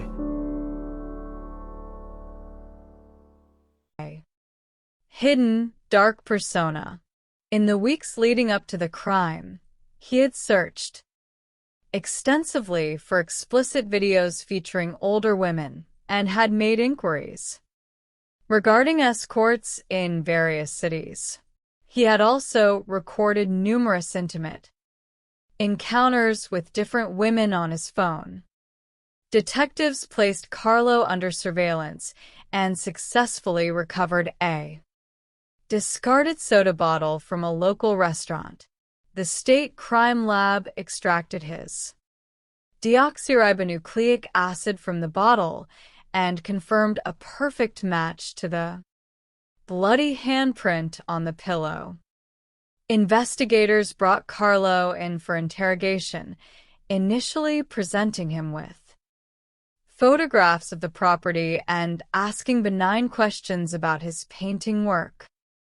When they confronted him with the scientific certainty of the deoxyribonucleic acid match, Carlo's confident demeanor collapsed.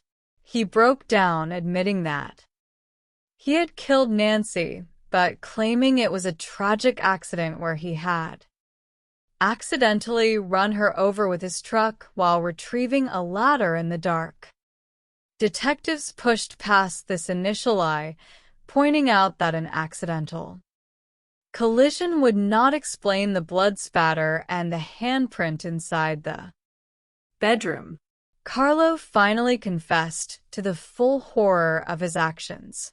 He admitted that he had entered her home with the intent to assault her, had beaten her to incapacitate her, and had subsequently raped her. Afterward, to ensure she could not identify him to the police, he had suffocated her with a pillow. In a stunning moment, Carlo offered to lead investigators to where he had hidden Nancy's remains. He guided Senior Deputy Cole and a team of detectives to a remote, desolate area of the Carrizo Plain, nearly an hour's drive from Paso Robles. There, hidden beneath a small, unnatural pile of rocks, investigators recovered Nancy's skeletal remains, which had been scattered by local wildlife. The discovery brought a profound sense of grief and closure to her family, who had spent months praying for her return. Faced with the overwhelming evidence of his confession, his internet history, and the recorded jail calls in which he admitted his crimes to his wife, Carlo Fuentes Flores chose to enter a slow plea. This legal procedure allowed the prosecution to present their evidence to a judge, who subsequently found him guilty of first-degree murder with the special circumstance of rape during a burglary. In January of the year 2022, Carlo Fuentes Flores was sentenced to life in prison without the possibility of parole, ensuring he would never again walk free. At her memorial, held at a beautiful vineyard, hundreds of community members gathered to celebrate Nancy's life, remembering her as a strong, loving woman of deep faith. Her daughter, Amanda, continues to ride Nancy's beloved horse, Montana, passing on her mother's passion for nature and life to her own daughter, ensuring that Nancy's bright light is never truly extinguished. The triumph of truth. These 4 cases, spanning different states and decades, reveal a profound truth about human nature and the pursuit of justice. Whether it is a mother crafting a children's book to mask a calculated poisoning, a wife conspiring with A, convicted felon to execute her firefighter husband, an arsonist utilizing custom, masks to frame his ex-girlfriend for his own crimes, or a mild-mannered painter, hiding a dark, violent obsession behind a polite facade the truth possesses in inevitable, stubborn persistence. The modern criminal justice system, equipped with advanced technologies like geofencing, precise chemical and toxicological testing, and high-tech digital forensic extraction, is capable of dismantling even the most complex webs of deception. Yet, these scientific achievements are only effective when guided by the empathy, patience, and tireless dedication of the investigators, family members, and communities who refuse to allow the victims' voices to be silenced. In the end, these stories demonstrate that the narratives of lies and self-interest constructed by perpetrators are fragile and temporary. The lasting, permanent stories are those of the victims themselves, whose memories are honored, whose families are supported, and whose lives are remembered not for the tragedies that took them, but for the love, light, and goodness they brought into the world. The architecture of human deception is a labyrinth where the criminal mind seeks shelter behind carefully constructed facades. To understand these dark corridors, a criminal psychology analyst must look past the superficial presentations of normalcy, grief, or victimization, and examine the subtle, often microscopic fissures left by guilt. Throughout history, the resolution of seemingly impenetrable mysteries has depended not only on technological advances, but also on the methodical, patient application of behavioral analysis and structural empathy. By examining the actions of those who believe they have executed the perfect crime, investigators reveal a universal truth. No matter how meticulously a plan is devised, the human element, fractured by narcissism, greed, or the desire for control, ultimately betrays the perpetrator. The following narratives represent a profound testament to the investigative forces that labor in the shadows to restore balance, honor the memory of the lost, and ensure that truth prevails over deception. Let us begin our psychological inquiry with a journey into the picturesque vineyards and rolling hills of Paso Robles, California. Nestled halfway between San Francisco and Los Angeles, this getaway town is renowned for its scenic beauty, its oak trees, and its quiet, fairy tale atmosphere. Known historically as El Paso de Robles, or the Pass of the Oaks, it is a community where neighbors trust one another, and the layout of the land offers a sense of pastoral peace. Yet down El Faro Road, in the middle of this natural beauty and tragedy took place that would challenge the collective security of this close-knit community. The central figure of this community was Nancy Woodrum, a 62-year-old woman who ran a popular salon downtown called The Strand. Nancy was a fixture in the area, a warm, generous, and devout individual who lived alone on a secluded vacation property named Paradise Ranch.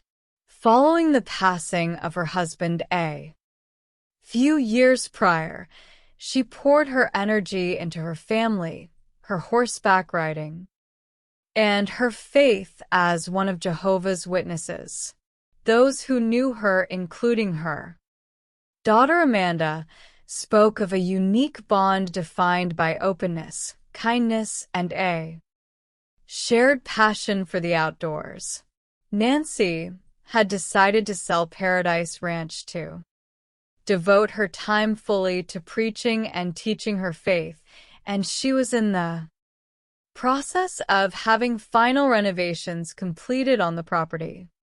On Friday, May 4th, 2018, a large group of wedding guests checked into the spacious Victorian-style main house at Paradise Ranch. The property was an ideal venue for a weekend wedding at a local winery with its wraparound porches and large willow trees. The bride-to-be, staying in the adjacent guest house, met Nancy that afternoon, noting her warm hospitality. However, the serene weekend was abruptly shattered the following day. On Saturday, May 5th, 2018, Amanda received a concerning telephone call informing her that her mother had failed to appear for a scheduled Bible study. This was highly uncharacteristic of Nancy, whose devotion to her routine and community was absolute. Amanda immediately requested that a neighbor visit the cottage to check on her mother. The neighbor arrived to find the front door wide open, the television blaring, and no sign of Nancy. When Amanda and her family approached the cottage, they confronted a deeply unsettling scene. Nancy's purse, car keys, cellular phone, and tablet were still inside, and her 2 vehicles remained parked outside. Yet, a closer examination revealed a large stain on the carpet, and Nancy's sheets and bedding were entirely missing, spotting what appeared to be blood spatter on the walls. Amanda contacted emergency services. The subsequent call to the 911 dispatch recorded a frantic family attempting to make sense of a sudden quiet disappearance amidst a bustling wedding party of over 20 guests. Senior Deputy Degnan and Reserve Detective Clinton Cole of the San Luis Obispo County Sheriff's Office arrived at what was quickly designated a critical crime scene. The absence of forced entry suggested either that Nancy knew her assailant or that she had been caught entirely off guard. Inside the cottage, investigators found bloodstains on the floor, on a beige pillow, on a cabinet, and on the headboard of her bed. The physical evidence spoke clearly to a sudden, violent struggle, suggesting that Nancy had been taken against her will. The complexity of the case escalated rapidly. The presence of more than 20 wedding guests on the property presented a vast pool of potential suspects who had ready access to the estate. Investigators began the monumental task of securing the property and preparing to interview every individual present. Amidst this initial chaos, an eagle-eyed officer with the California Highway Patrol made a discovery approximately 6 to 7 miles away on La Ponza Road. Discarded in the brush were items of bedding, a pillow, a woman's dress, a pair of shorts, and a shirt. The gingham type print of the bedding matched the remains of the linens at Paradise Ranch, and Amanda confirmed that the clothing belonged to her mother. The presence of bloodstains on these items led investigators to a grim hypothesis. Nancy had been severely injured or killed, wrapped in her own bedding, and transported to a remote location. In the initial phase of any homicide or abduction investigation, the behavioral analyst must categorize potential suspects based on opportunity, relationship, and motive. The wedding guests, though initially scrutinized, did not fit the psychological profile of a targeted abduction. Nevertheless, detectives pursued every lead. One guest, whose whereabouts on the night of the disappearance were initially unclear, became a focus of intense interest. Despite initial reluctance to cooperate, which raised immediate warning flags, subsequent interviews and a review of photographs from a rehearsal dinner at a local winery established his alibi. To ensure absolute clarity, this guest voluntarily provided a sample of his deoxyribonucleic acid, which ultimately excluded him from the investigation. The search for motive then turned to individuals with recent professional contact with Nancy. Investigators learned that a general contractor named Sean Bloom had recently been dismissed by Nancy following a heated dispute over the quality of his work and outstanding payments. Text messages between the two revealed a contentious relationship, with the contractor threatening legal action. When approached, the contractor openly acknowledged his frustration with Nancy, but ultimately cooperated with the authorities, submitting a deoxyribonucleic acid sample that cleared him of any involvement. The investigation then turned to a potential suspect closer to home. Behavioral science dictates that family conflicts must be evaluated, and investigators discovered that Nancy had an estranged relationship with her son, Chad. Chad had expressed resentment toward his family's religious beliefs and had not spoken to his mother face-to-face in several years. However, text messages revealed that Nancy had reached out to him on the eve of her disappearance, seeking to find common ground. When approached by detectives, Chad displayed deep skepticism toward law enforcement and refused to provide a deoxyribonucleic acid sample. Voluntarily, investigators placed him under surveillance, retrieving discarded beer bottles after he was stopped for driving with an open container. The subsequent laboratory analysis of the deoxyribonucleic acid on those bottles cleared him of any connection to the crime. At this juncture, the investigation threatened to stall. Traditional leads had been exhausted, and the public expressed growing concern over the lack of progress. It was at this critical moment that the San Luis Obispo County Sheriff's Office decided to employ an innovative investigative tool, geofencing. This technique, which had rarely been utilized in California at the time, allowed investigators to draw a virtual perimeter around Paradise Ranch and request that Google identify any active cellular devices that had entered that specific zone during a precise time frame. The time frame was established by a vital clue, a 911 call placed from Nancy's phone at 12:17 in the morning on the night she disappeared. The call had lasted for 0 seconds, indicating it had been terminated almost instantly. This brief, interrupted signal provided a definitive time and date stamp for the assault. When Google returned the geofence data, investigators systematically cleared the devices belonging to the wedding guests. However, as they focused on Nancy's cottage, they identified an unfamiliar device that had pinged within the walls of her studio at 1:33 and 1:52 in the morning.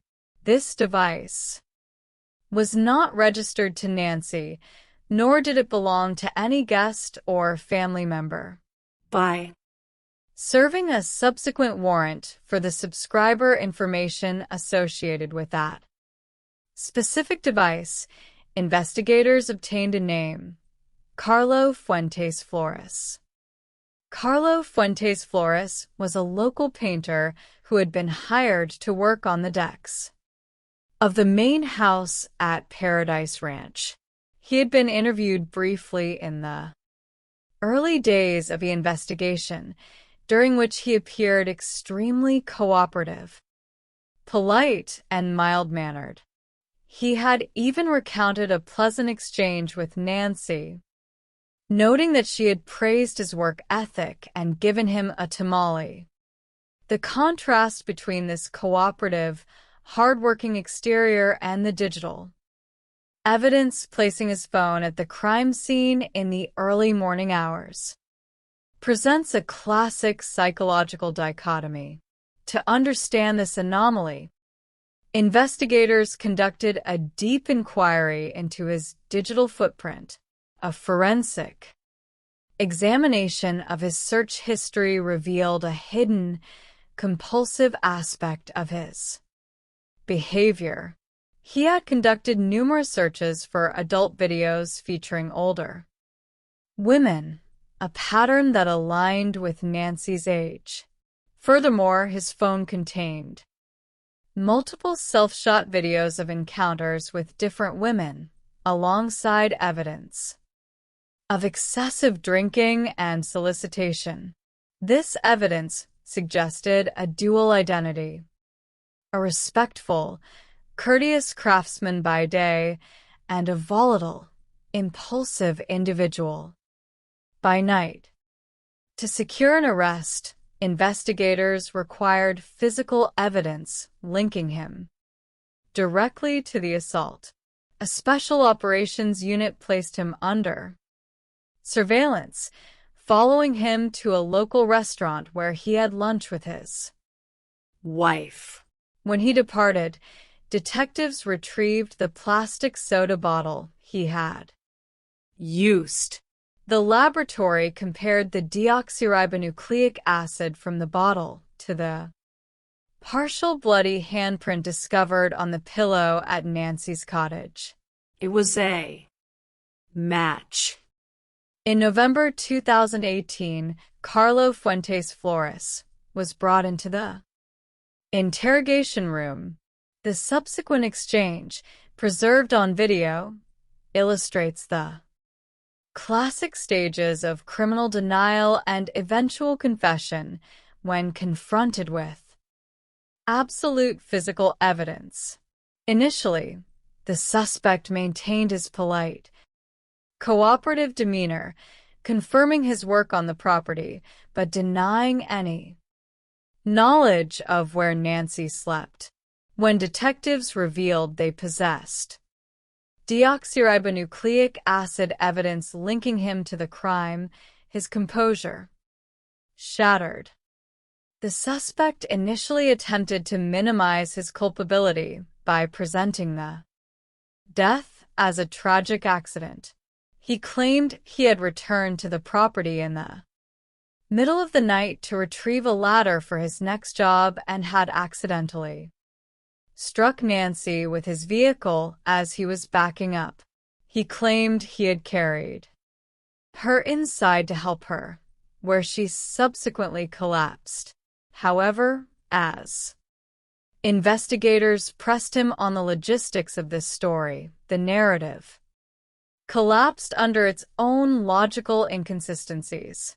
He eventually admitted to entering her cottage with the intent to assault her, raping her, and subsequently suffocating her with a pillow to prevent her from identifying him. The final act of this investigation required the recovery of Nancy's remains to provide closure to her family. The suspect agreed to guide detectives to the location where he had left her body. The journey led them deep into the arid, vast landscape of the Carrizo Plain, an hour east of Paso Robles. The search in the fading light was difficult, as the suspect struggled to identify the precise spot in the uniform terrain. Just as doubt began to creep into the minds of the search team, Detective Cole spotted a small, unnatural mound of rocks stacked in a circle. Beneath them lay Nancy's remains. In January 2022, rather than proceed to a lengthy trial that would expose both families to intense public scrutiny, the suspect entered a slow plea. The prosecution presented its extensive documentary evidence to the judge, who subsequently found the defendant guilty of first-degree murder with the special circumstance of rape. He was sentenced to life in prison without the possibility of parole, a conviction that was upheld on appeal in July 2023. For Nancy's daughter Amanda and the community of Paso Robles, the resolution of this case brought a somber peace, ensuring that the memory of a generous, faith-filled woman would be honored and her assailant held permanently accountable. As we transition from the pastoral hills of California to the high mountain valleys of Summit County, Utah, we encounter another study in criminal psychology, one defined not by sudden physical intrusion, but by domestic betrayal, financial desperation, and a highly performative display of grief. In the beautiful mountain community of Heber City and the affluent environs of Park City, Corey Richens was perceived as a successful, ambitious woman, having grown up in a family that moved frequently due to her parents' construction work. Corey had developed a strong drive to achieve financial success. As a young woman working as a cashier at a local home improvement store, she met Eric Richens, a successful, hard-working stonemason who owned a thriving masonry business. Despite a significant age difference and initial reservations from Eric's family, the couple married and subsequently had 3 young sons.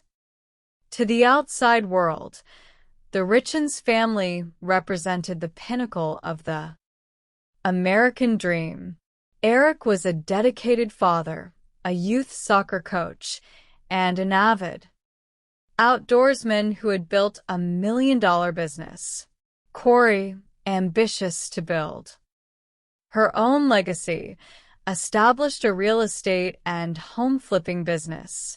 By 2021, she was managing multiple renovation projects, including her most ambitious endeavor, the purchase of a partially completed multi-million-dollar mansion in Midway, Utah, which she hoped to transform into a luxury event venue. However, behind this opulent facade lay a reality of crippling debt and domestic discord. In 2020, Eric discovered that Corey had secretly secured a $250,000 line of credit against his family home, a property he owned outright. This discovery shattered the trust in their marriage and prompted Eric to consult a divorce attorney and privately restructure his estate. He established a new trust, designating his sister as the executor and his 3 sons as the sole beneficiaries, effectively cutting Corey out of his primary assets. Although the couple remained together and attended counseling, the underlying financial tension continued to escalate. On the morning of March 4, 2022, at approximately 3 o'clock, Corey contacted 911, reporting that her husband was cold to the touch and not breathing. Emergency responders arrived to find Eric on the floor of the master bedroom, where cardiopulmonary resuscitation proved unsuccessful. Corey informed the responding deputies that they had been celebrating her business success the night before with a cocktail. She claimed she had subsequently spent the night in her son's bedroom to comfort him during a night terror, and upon returning to the master bedroom, discovered Eric unresponsive. The initial assumption by some on the scene, including a suggestion of an aneurysm, was quickly dispelled by the forensic autopsy. The medical examiner determined that Eric's death was caused by acute fentanyl intoxication, with the toxicology report indicating a concentration of the drug that was 5 times the lethal limit. Crucially, the substance was identified as illicitly manufactured non-pharmaceutical fentanyl, immediately transforming a sudden medical tragedy into a homicide investigation. In the year following Eric's death, Corey's behavior presented a fascinating subject for behavioral analysis. Rather than displaying the quiet withdrawal typical of profound grief, she engaged in a highly public, performative campaign, asserting that she could find no adequate resources to help her young sons cope with the loss of their father. She authored a children's book titled, Are You With Me? The book, which featured a touching dedication to Eric and illustrations of their family, was designed to comfort grieving children by suggesting that a deceased parent's presence remains with them. In March 2023, Corey appeared on local television programs, presenting herself as a resilient, compassionate widow navigating the depths of tragedy. This public display, however, stood in stark contrast to the growing suspicions of Eric's family and the methodical progress of law enforcement. Shortly after her television appearances, an anonymous email to the station containing the stark accusation she killed her husband signaled that the public narrative was about to fracture. The criminal investigation, led by Detective Jeff O'Driscoll of the Summit County Sheriff's Office, systematically dismantled Corey's defense. A private investigator hired by the Richens family had retrieved phone records showing extensive, frequent communication between Corey and an individual named Carmen Lauber, a woman with a history of drug-related offenses who had worked for Corey's cleaning business. When detectives executed a search warrant at Carmen's residence, they discovered drug paraphernalia and, significantly, a copy of Eric's obituary taped to a mirror. Facing substantial drug and weapon charges, Carmen agreed to cooperate with the authorities. She revealed that Corey had requested she procure strong prescription pain medication on 2 separate occasions in early 2022. According to Carmen, Corey had explicitly requested some of that Michael Jackson stuff, and after the first delivery, requested a stronger dose.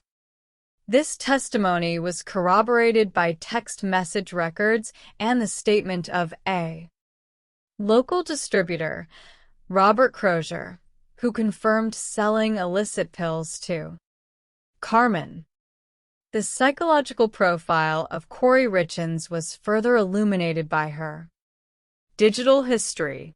Investigators discovered that after her home was searched, she conducted numerous internet searches on her phone, including inquiries regarding luxury prisons for the rich in America. Can police uncover deleted messages on iPhone, and what is a lethal dose of fentanyl? While the defense argued these searches were a natural, panicked response to being accused of a crime, when viewed in conjunction with her massive financial liabilities, which exceeded $4 million across multiple high-interest lenders, the searches pointed to a calculating mind assessing her legal exposure. The financial motive was accompanied by evidence of personal betrayal. Investigators discovered that Corey had been engaged in a long-term, secret affair with a handyman, Josh Grossman. Text messages between the two revealed a passionate relationship, with Corey expressing a desire to escape her marriage and establish a life with him at the Midway Mansion. In a text sent less than 48 hours before Eric's death, she urged Grossman to hang in until Friday, promising that life is going to be different. The physical evidence of prior poisoning attempts further solidified the state's case. Eric's family recounted a trip to Greece in 2019, during which Eric became violently ill after consuming a drink prepared by Corey, leading him to contact his sister and express fear that his wife was attempting to poison him. Furthermore, on Valentine's Day 2022, Corey had purchased a bagel sandwich for Eric.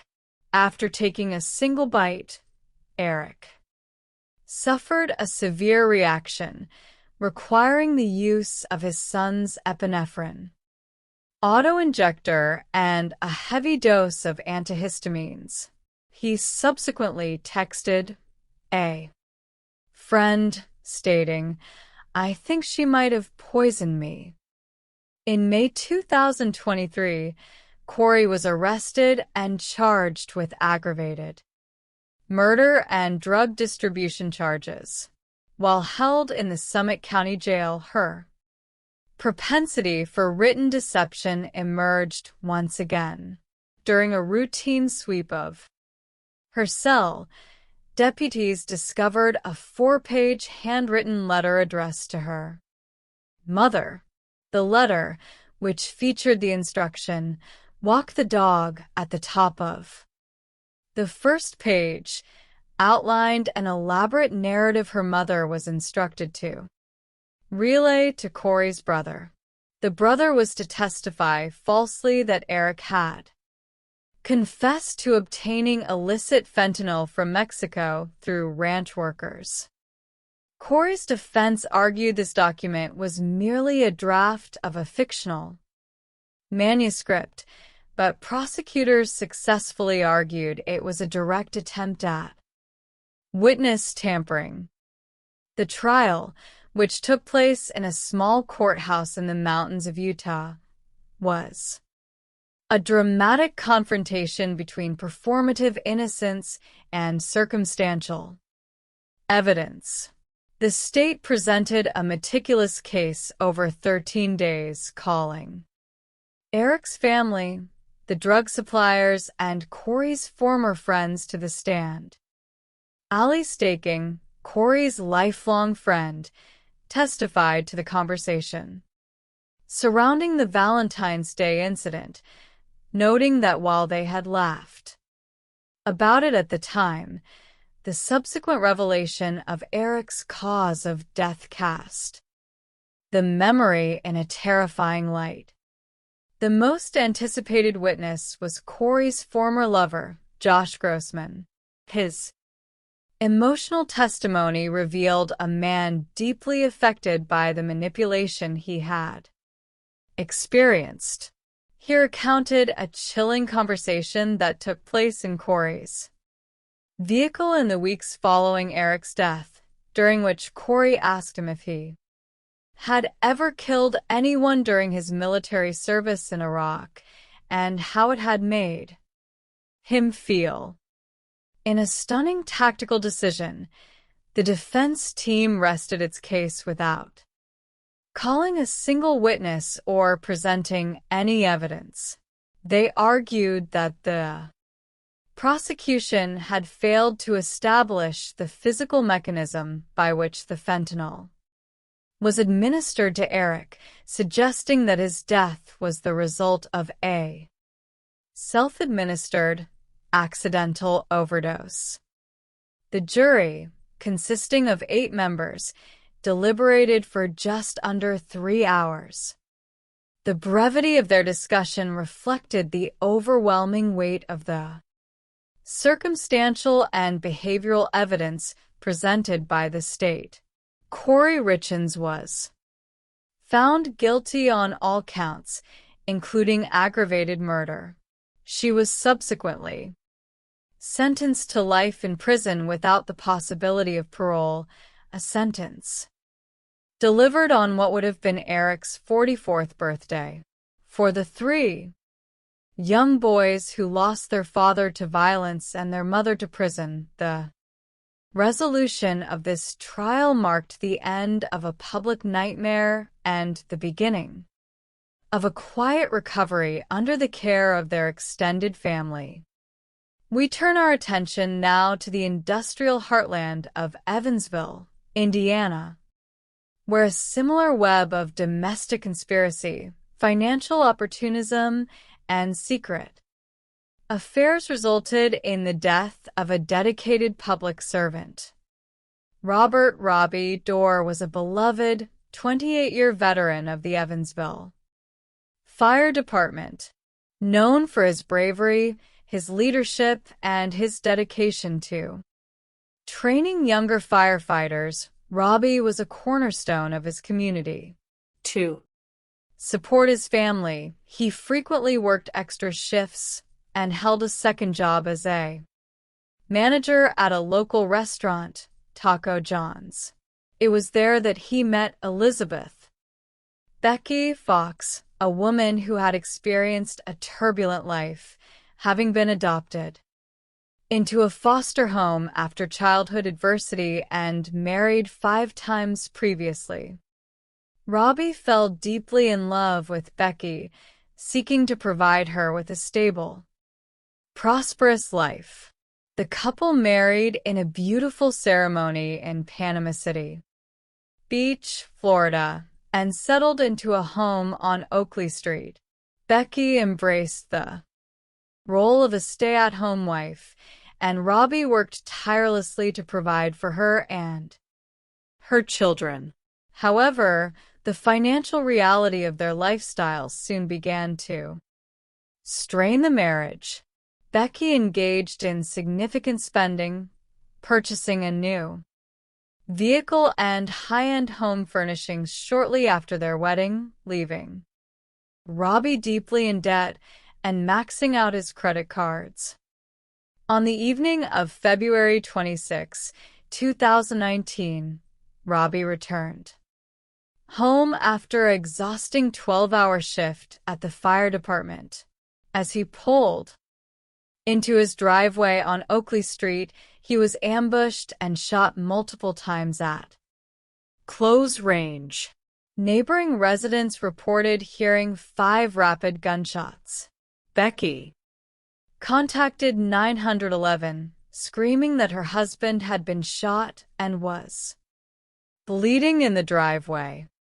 The responding emergency personnel, including many of Robbie's fellow firefighters, arrived to find him unresponsive with severe gunshot wounds. Despite desperate resuscitation efforts, Robbie was pronounced deceased at the scene. The loss of a prominent firefighter sent shockwaves through the Evansville community, and his funeral was marked by a massive procession of emergency vehicles and hundreds of mourning citizens. The initial investigation at the crime scene revealed a highly unusual detail. No shell casings were recovered, but a single fired projectile was found in the street. The forensic autopsy revealed that Robbie had been struck by a combination of jacketed ammunition, ball projectiles, and plastic shotgun wadding. A firearms expert identified this unique ballistic signature as characteristic of a Taurus judge, a specialized revolver capable of firing both conventional handgun rounds and shotgun shells from the same cylinder. As detectives constructed their investigation board, they began to uncover a complex web of relationships. Becky's sister, Amanda "Mandy" Fillmore, was living with a man named Larry Richmond Sr. Richmond was a convicted felon who had served 20 years in prison for a prior homicide committed when he was 17 years old.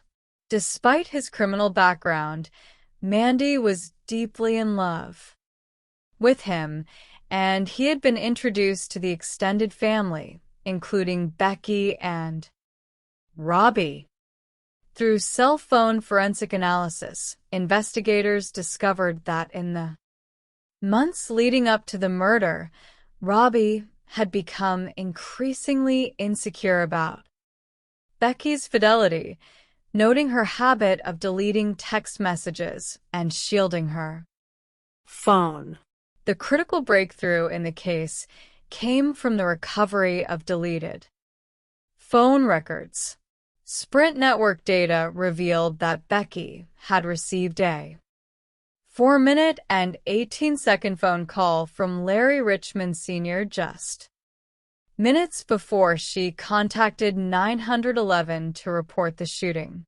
Becky had systematically deleted this call from her device history. When brought in for interrogation, Becky initially denied any knowledge of the call or any relationship with Richmond.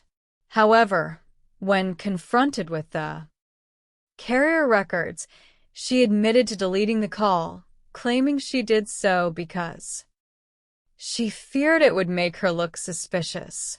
She insisted that her conversation with Richmond had nothing to do with the shooting and denied having an affair.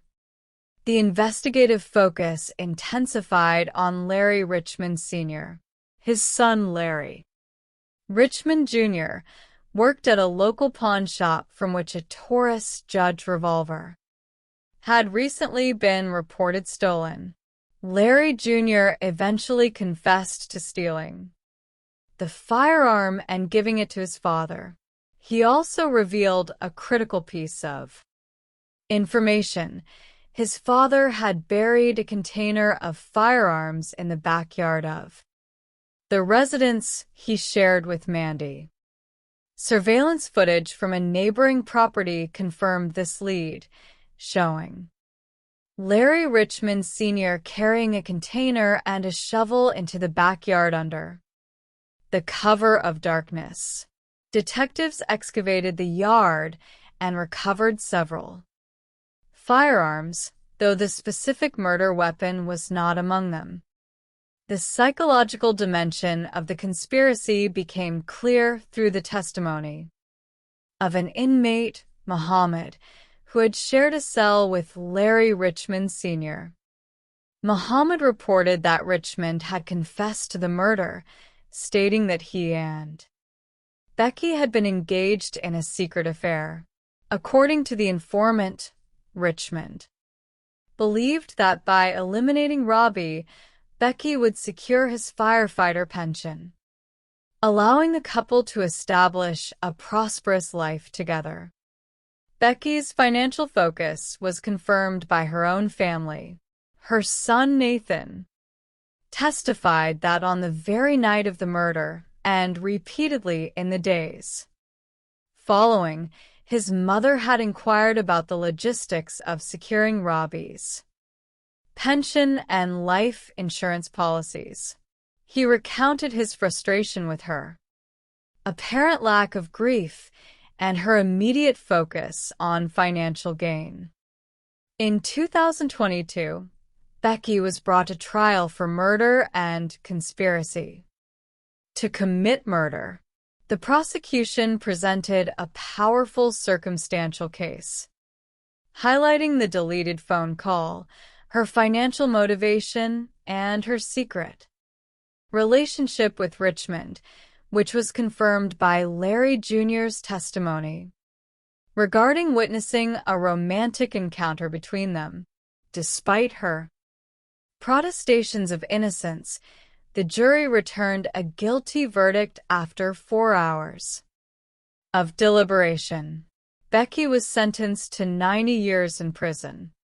Larry Richmond Sr. was subsequently tried in December of that year, armed with the location data from his cellular phone, which placed him in the immediate vicinity of Oakley Street at the time of the shooting, and the testimony of his son and fellow inmates. The state secured a conviction for murder. He was sentenced to life in prison without the possibility of parole. For Robbie's children, Lindsay and Nathan, and his fellow firefighters, the double convictions brought a hard-won justice, ensuring that those who had betrayed a dedicated public servant would spend the remainder of their lives behind bars.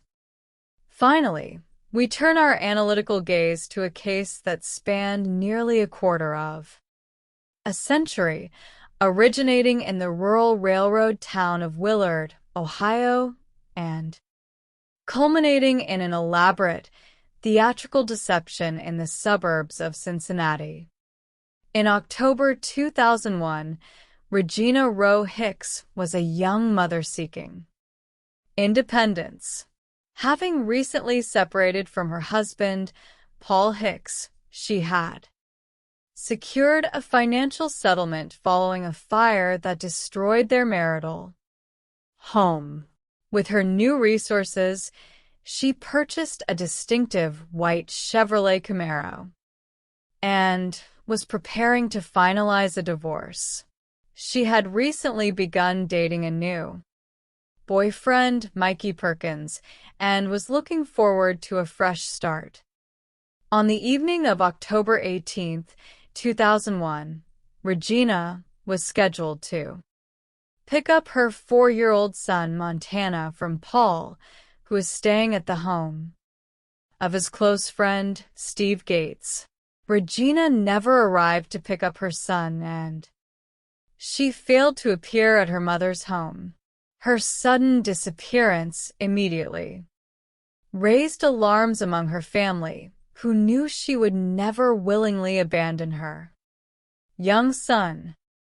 4 days later, a local property owner in Huron County noticed an unusual object submerged in a deep pond on his land. Upon closer inspection, authorities recovered a white Chevrolet Camaro submerged within the passenger footwell of the vehicle was the body of Regina Hicks. The initial assessment by some suggested a tragic driving accident, but the forensic pathologist and crime scene investigators quickly identified several anomalous details. Regina's body was positioned entirely on the passenger side, with her feet wedged beneath the console. The driver's seat was pushed back to a position that would accommodate a much taller individual, and the vehicle was stuck in second gear with the driver's side window down. Furthermore, the forensic autopsy revealed 3 blunt force injuries to the top of Regina's scalp. These injuries were not fatal on their own but were sufficient to render her unconscious. Crucially, the presence of pond water and sediment in her nasal cavity indicated that she was still breathing when the vehicle entered the water, establishing drowning as the cause of death. The toxicology report was entirely negative for alcohol or drugs, despite strong suspicions pointing toward Paul Hicks, who faced significant child support obligations if the divorce proceeded. Investigators lacked the physical or testimonial evidence required to secure an indictment. Paul maintained a firm alibi, claiming he and his friend Steve Gates had waited for Regina all evening and that she had simply failed to appear.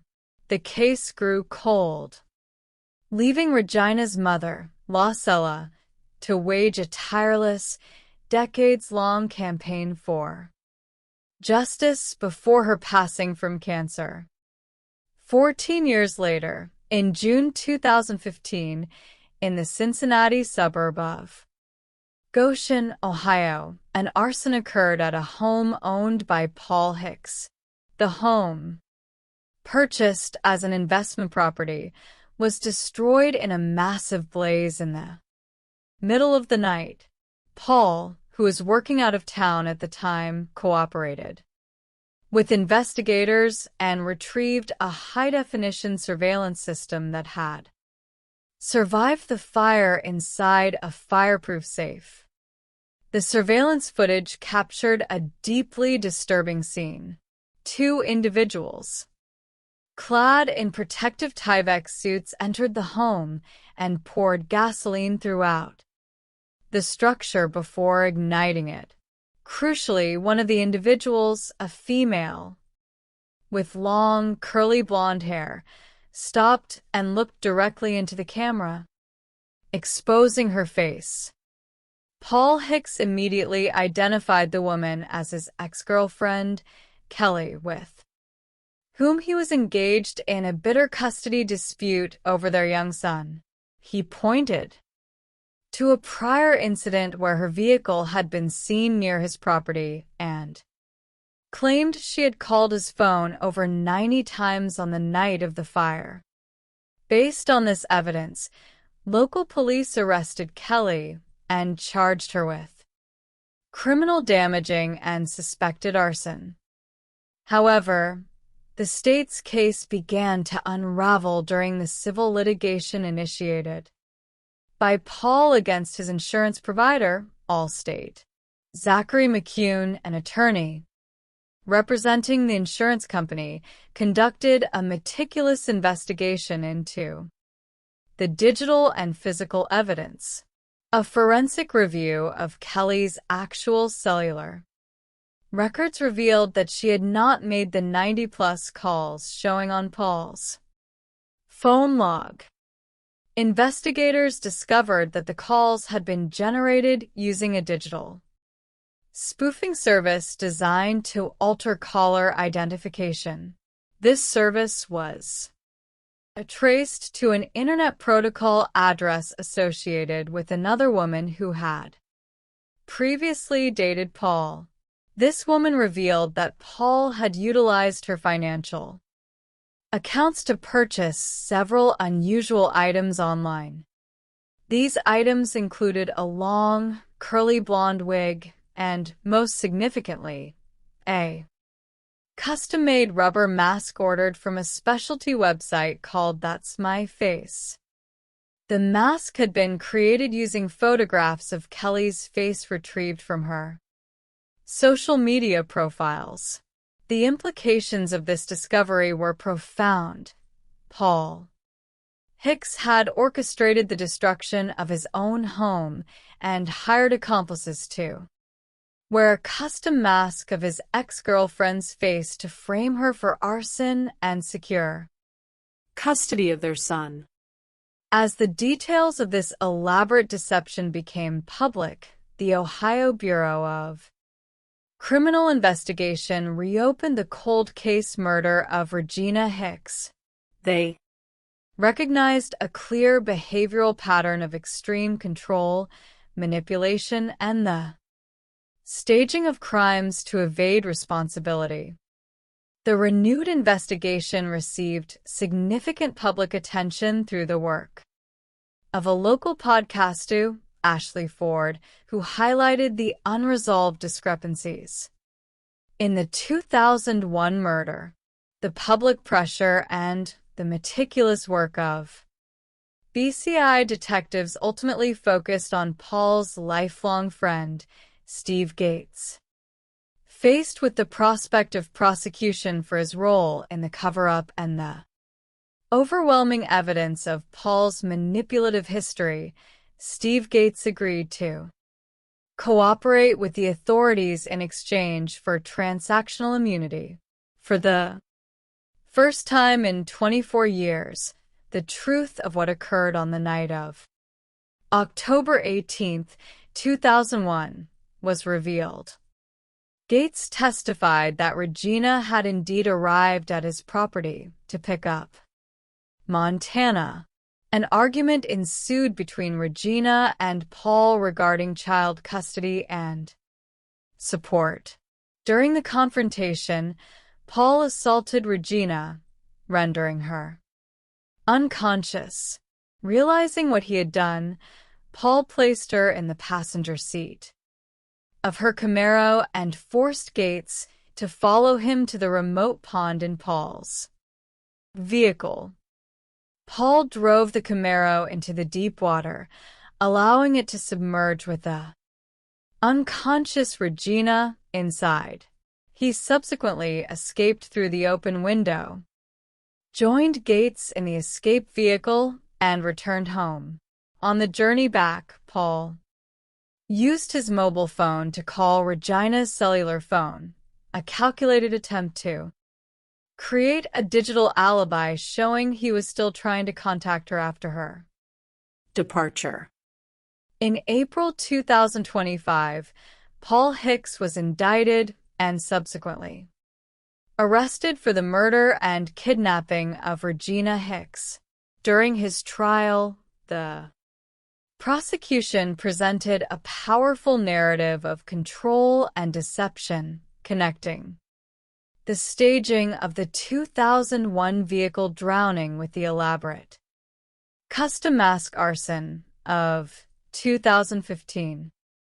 Although the defense highlighted the lack of physical deoxyribonucleic acid evidence and the long delay in prosecution, the testimony of Steve Gates and Paul's sister, who recounted seeing Paul with scratches on his face and muddy clothing on the night of the disappearance, proved decisive. The jury deliberated for 3 hours before returning a guilty verdict on all counts. Paul Hicks was sentenced to life in prison with the possibility of parole after 25 years.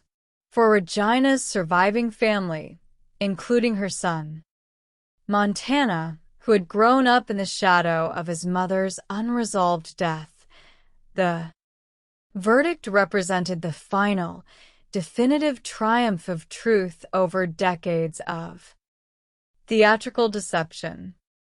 In analyzing these 4 distinct cases, the behavioral scientist observes a recurring theme in the pathology of the criminal mind, whether through the digital tracking of a geofence in Paso Robles, the toxicological revelation of fentanyl in Utah, the deleted cellular footprints in Indiana, or the unmasking of a literal rubber facade in Ohio, the efforts of modern forensic science and investigative dedication consistently dismantle the illusions of the perpetrator.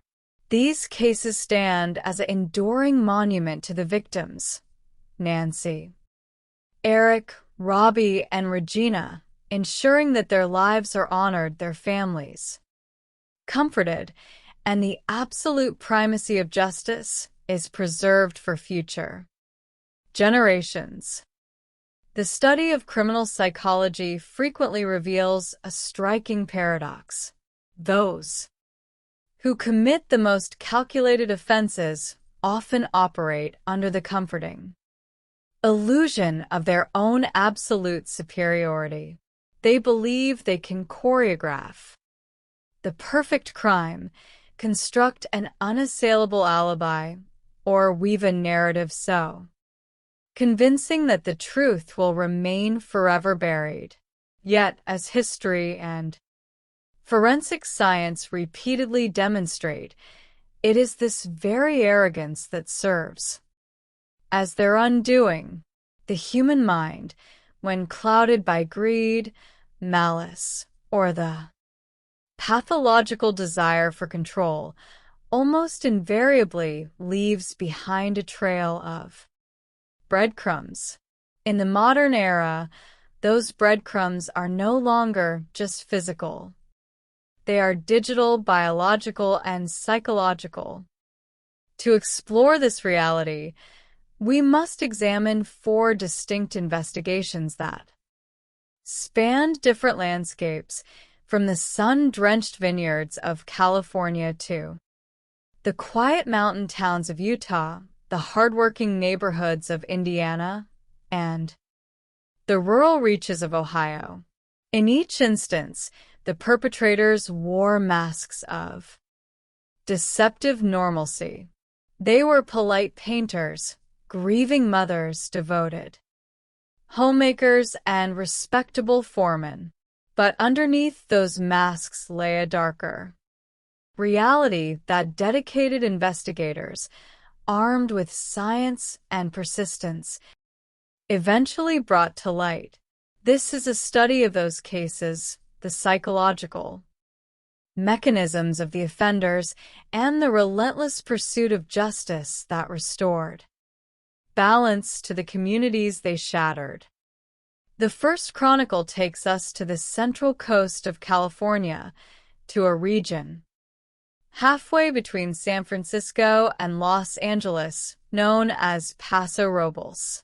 The real name of this getaway town is El Paso de Robles, which translates to the Pass of the Oaks. It is a picturesque landscape characterized by golden foothills, ancient oak trees, quiet cattle ranches, and sprawling vineyards. It is a place that many describe as a fairy tale setting, scenic, quiet, and far removed from the violence of major metropolitan areas. Yet, down a secluded road named El Faro Road, in the middle of this natural beauty, an act of extreme violence occurred. The setting was a beautiful vacation rental property known as Paradise Ranch, featuring a 2-story Victorian home with wraparound porches and a weeping willow tree. The owner of this ranch-style property was 62-year-old Nancy Woodrum. She was a deeply respected fixture in the Paso Robles community, known for running a popular downtown hair salon called The Strand. Her clients and friends described her as possessing an amazing gift of openness, kindness, and generosity. Nancy was also a devout Jehovah's Witness, possessing a strong moral compass and a deep faith that guided her daily life. After her husband passed away, she lived alone in a small, rustic cottage on the property, having converted the main house into a vacation rental. On Friday, May 4th, 2018, a large group of more than 20 wedding guests checked into Paradise Ranch to celebrate a wedding at a local winery. The bride had found the property online, and she, along with her bridesmaids and close friends, looked forward to a perfect weekend. Nancy welcomed them warmly, introducing herself and mentioning that she would be staying nearby on the property in her personal cottage. The peace of that weekend was shattered on Saturday, May 5th. Amanda, Nancy's daughter, received a phone call from a member of their congregation. Nancy had failed to show up for a scheduled Bible study, an occurrence that was entirely unprecedented for a woman of her discipline and devotion. Alarmed, Amanda asked a neighbor to go over to the property to check on her mother. When the neighbor arrived, she found Nancy's cottage door wide open, the television blaring, and no sign of Nancy. Amanda rushed to the property. As she approached her mother's cottage, she observed that Nancy's purse, car keys, cellular phone, and tablet were still sitting on a bench inside. Her 2 vehicles remained parked outside. However, there was a large stain on the carpet, and the bedding was missing from the mattress. Upon closer inspection, Amanda noticed what appeared to be blood splattered on the walls and the headboard of the bed. Panicked and shaking, she dialed 911. The local authorities responded immediately, recognizing that this was not a simple missing persons case, but a highly suspicious crime scene. Senior deputies and detectives from the San Luis Obispo County Sheriff's Office, including Reserve Detective Clinton Cole, arrived to secure the area. The initial assessment was grim. There were no signs of forced entry, suggesting that Nancy may have been surprised in her sleep or had opened the door to someone she recognized. The blood on the floor, the headboard, and a beige pillow left on the bed strongly indicated a violent struggle. As investigators began the daunting task of securing the property and identifying potential suspects, a critical discovery was made miles away. An officer with the California Highway Patrol located several items of bedding: a pillow, a dress, a pair of shorts, and a shirt discarded on the side of La Ponza Road, approximately 6 to 7 miles from Nancy's residence. The bedding matched the unique gingham print of the remaining linens in Nancy's cottage and was stained with blood. Amanda later confirmed that these items belonged to her mother. The evidence suggested that Nancy had been wrapped in her own bedding and transported away from the scene, either severely injured or deceased. The investigation faced an immediate hurdle: a massive pool of potential suspects.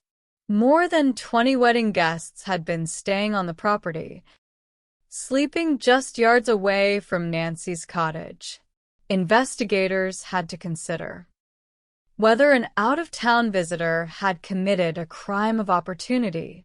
The deputies secured a search warrant for the entire property, halting the wedding festivities and interviewing every guest.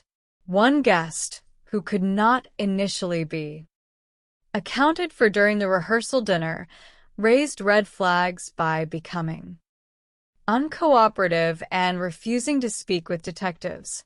However, after a follow-up interview at his residence in Northern California, detectives were able to verify his whereabouts through photographs on his wife's cellular phone.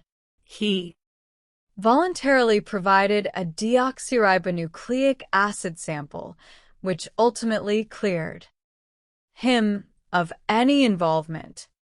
In the physical environment of the cottage, investigators found key clues. In the dirt driveway, Detective Cole observed 2 fresh tire tracks and scuffle marks, indicating a physical altercation outside the cottage. Inside, a forensic specialist named Janine climbed a ladder to inspect the bedroom from an elevated angle. From that vantage point, she discovered a faint, partial handprint on the bloody pillow left on the bed. Investigators swabbed the center of the bloody handprint, hoping to isolate the perpetrator's deoxyribonucleic acid. The laboratory successfully developed an unknown male profile from the sample, but when they submitted it to the Combined DNA Index System, the national database, no matches were found. This meant the offender had no prior felony record. Investigators then turned their attention to other individuals who had access to the property. Nancy had recently decided to sell Paradise Ranch so she could devote herself to full-time ministry. To prepare the home for escrow, several independent contractors, including painters, plumbers, and landscapers, had been working on the property. Among those interviewed was Sean Bloom, a general contractor who had recently been fired by Nancy after a heated dispute over the quality of his work and outstanding payments. Bloom had sent contentious text messages threatening legal action if he was not paid quickly. While he initially refused to provide a biological sample without consulting his attorney, he later came forward voluntarily. His deoxyribonucleic acid did not match the profile found on the pillow, clearing him of suspicion. The detectives also investigated Nancy's son, Chad, with whom she had experienced a strained and bitter relationship. The two had not spoken face to face in several years, and Chad harbored resentment toward his upbringing. On the night before Nancy disappeared, they had exchanged text messages as Nancy tried to find common ground with him. Chad refused to come to the sheriff's station to provide a voluntary sample, expressing a deep distrust of law enforcement. Under surveillance, investigators observed Chad consuming alcoholic beverages at a public establishment and driving home. He was subsequently stopped for driving with an open container, and the discarded beverage bottles from his truck were collected and sent to the laboratory. The testing cleared him of any involvement. With the major leads exhausted, the investigation began to stall. It was at this critical juncture that the sheriff's office decided to employ a novel investigative tool that had rarely been used in the state of California at that time: a Google geofence search warrant. Geofencing allows investigators to draw a virtual boundary around a specific geographic coordinate and request anonymized data from Google regarding cellular devices that were present within that boundary during a precise time frame. Fortunately, investigators had a highly accurate timestamp for the crime. A review of Nancy's telephone records revealed an attempted 911 call placed from her phone at exactly 12:17 in the morning on the night. She vanished. The call had lasted for 0 seconds, indicating that someone had terminated the call almost instantly. This gave detectives a critical window to focus their geofence. When Google returned the geofence data, investigators began the meticulous process of filtering out the known devices of the wedding guests.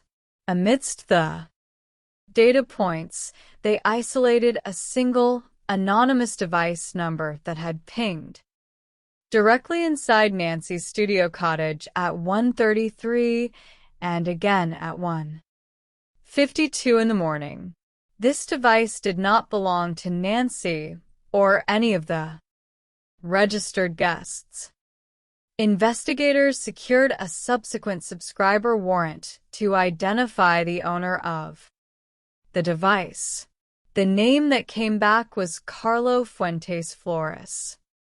The name was immediately recognized by the detectives. Carlo Fuentes Flores was a local painter who had been working on the decks of the main house at Paradise Ranch in the days leading up to Nancy's disappearance. During the initial phase of the investigation, Detective Cole had called Fuentes Flores, who had been cooperative, friendly, and completely unsuspicious. He had spoken warmly of Nancy, recalling how she had praised his hard work and even given him a tamale. The discovery of his device at the scene during the early hours of the morning completely changed the trajectory of the case. Investigators began a deep dive into the background of this seemingly ordinary family man. By day, Fuentes Flores was known as a polite, meticulous, and professional painter, a husband, and a devoted father who spoke constantly of his love for his daughter. But a search of his digital footprint revealed a deeply troubled double life. His search history was filled with explicit queries for older women, escorts, and adult material. Furthermore, investigators discovered numerous self-shot videos on his phone documenting encounters with various women. It became clear that Fuentes Flores harbored secret, compulsive desires that contrasted sharply with his public persona. To secure an arrest, investigators needed to connect him directly to the physical evidence in Nancy's cottage. They initiated a discreet surveillance operation using a specialized tactical unit. They followed Fuentes Flores to a local restaurant where he had lunch with his wife. When he departed, he left a plastic soda bottle on the table. Because the item was left in a public place, detectives legally retrieved it and submitted it for urgent testing.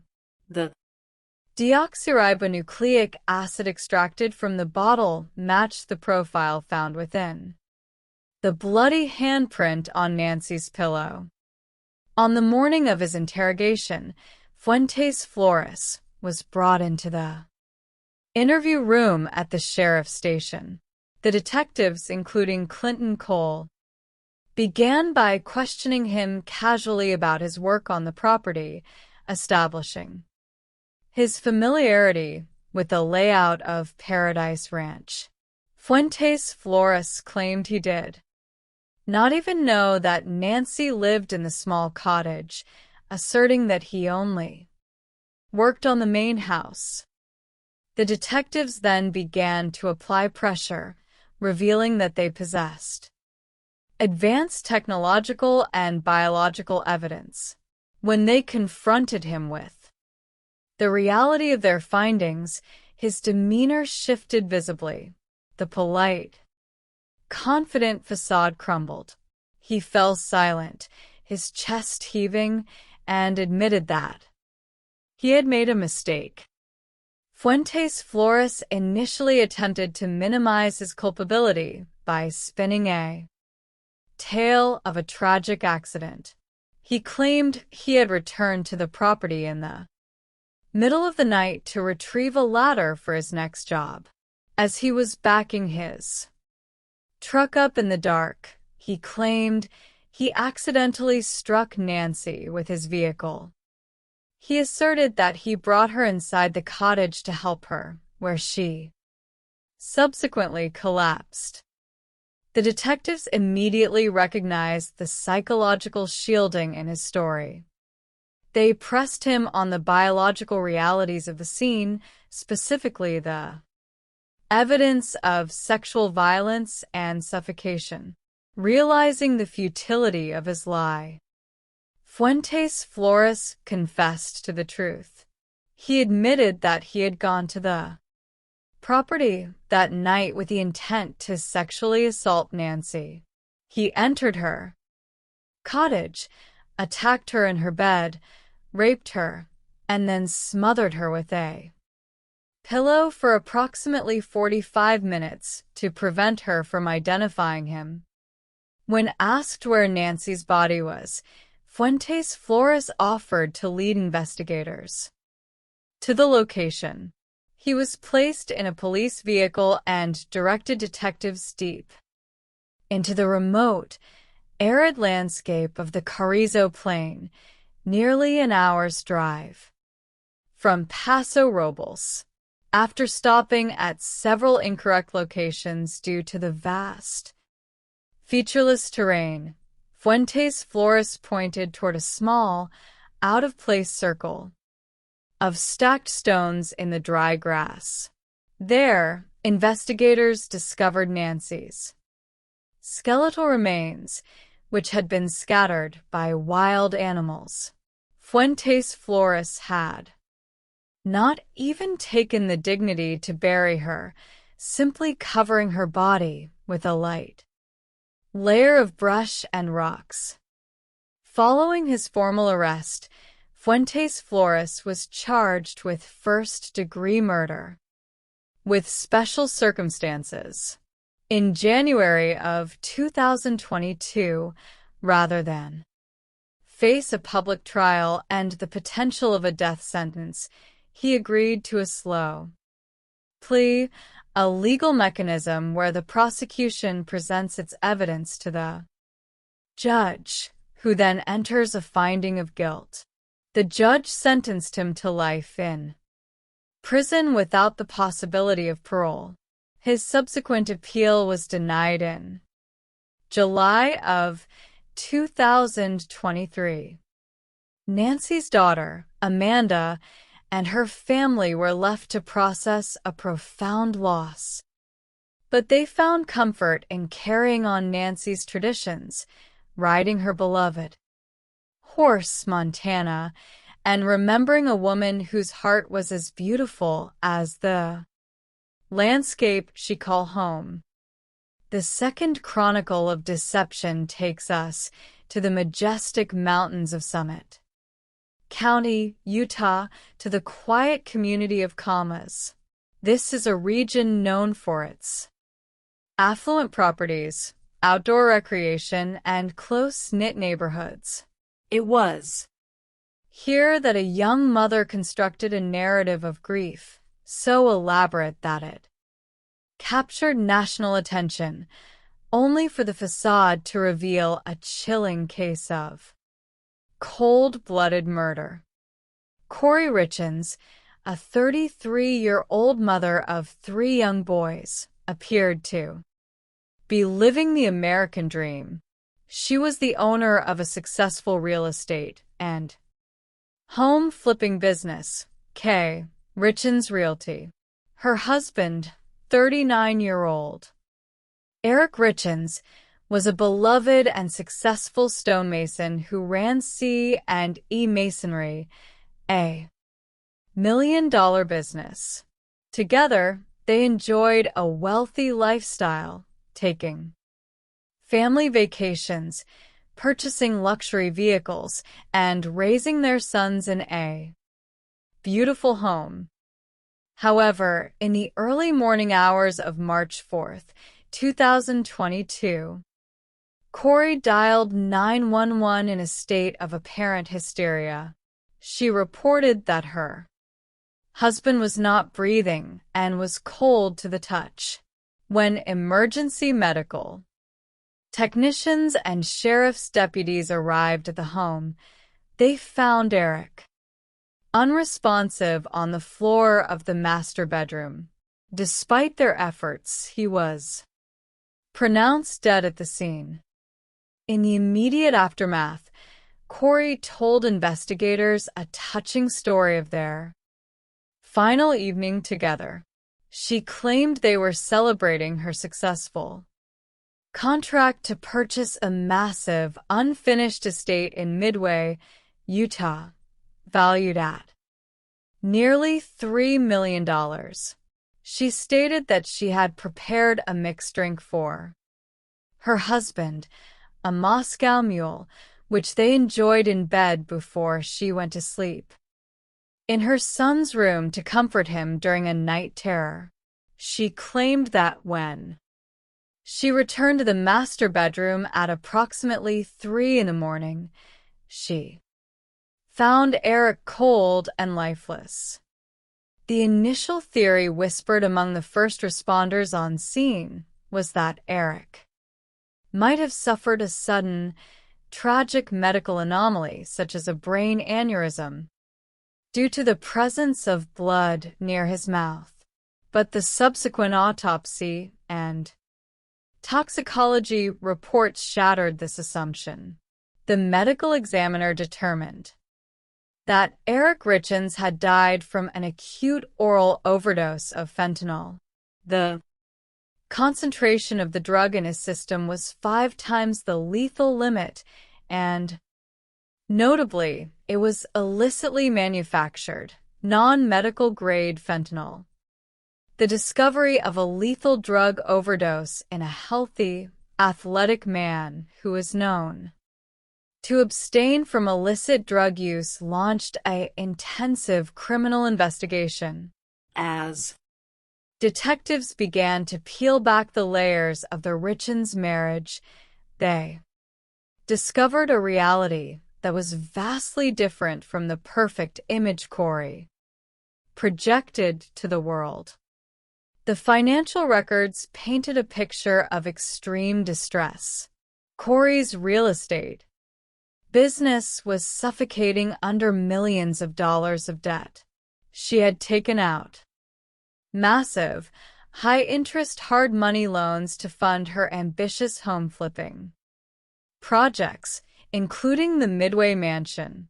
Investigators discovered that in 2020, Corey had forged Eric's signature on a $250,000 line of credit against their family home, which Eric solely owned.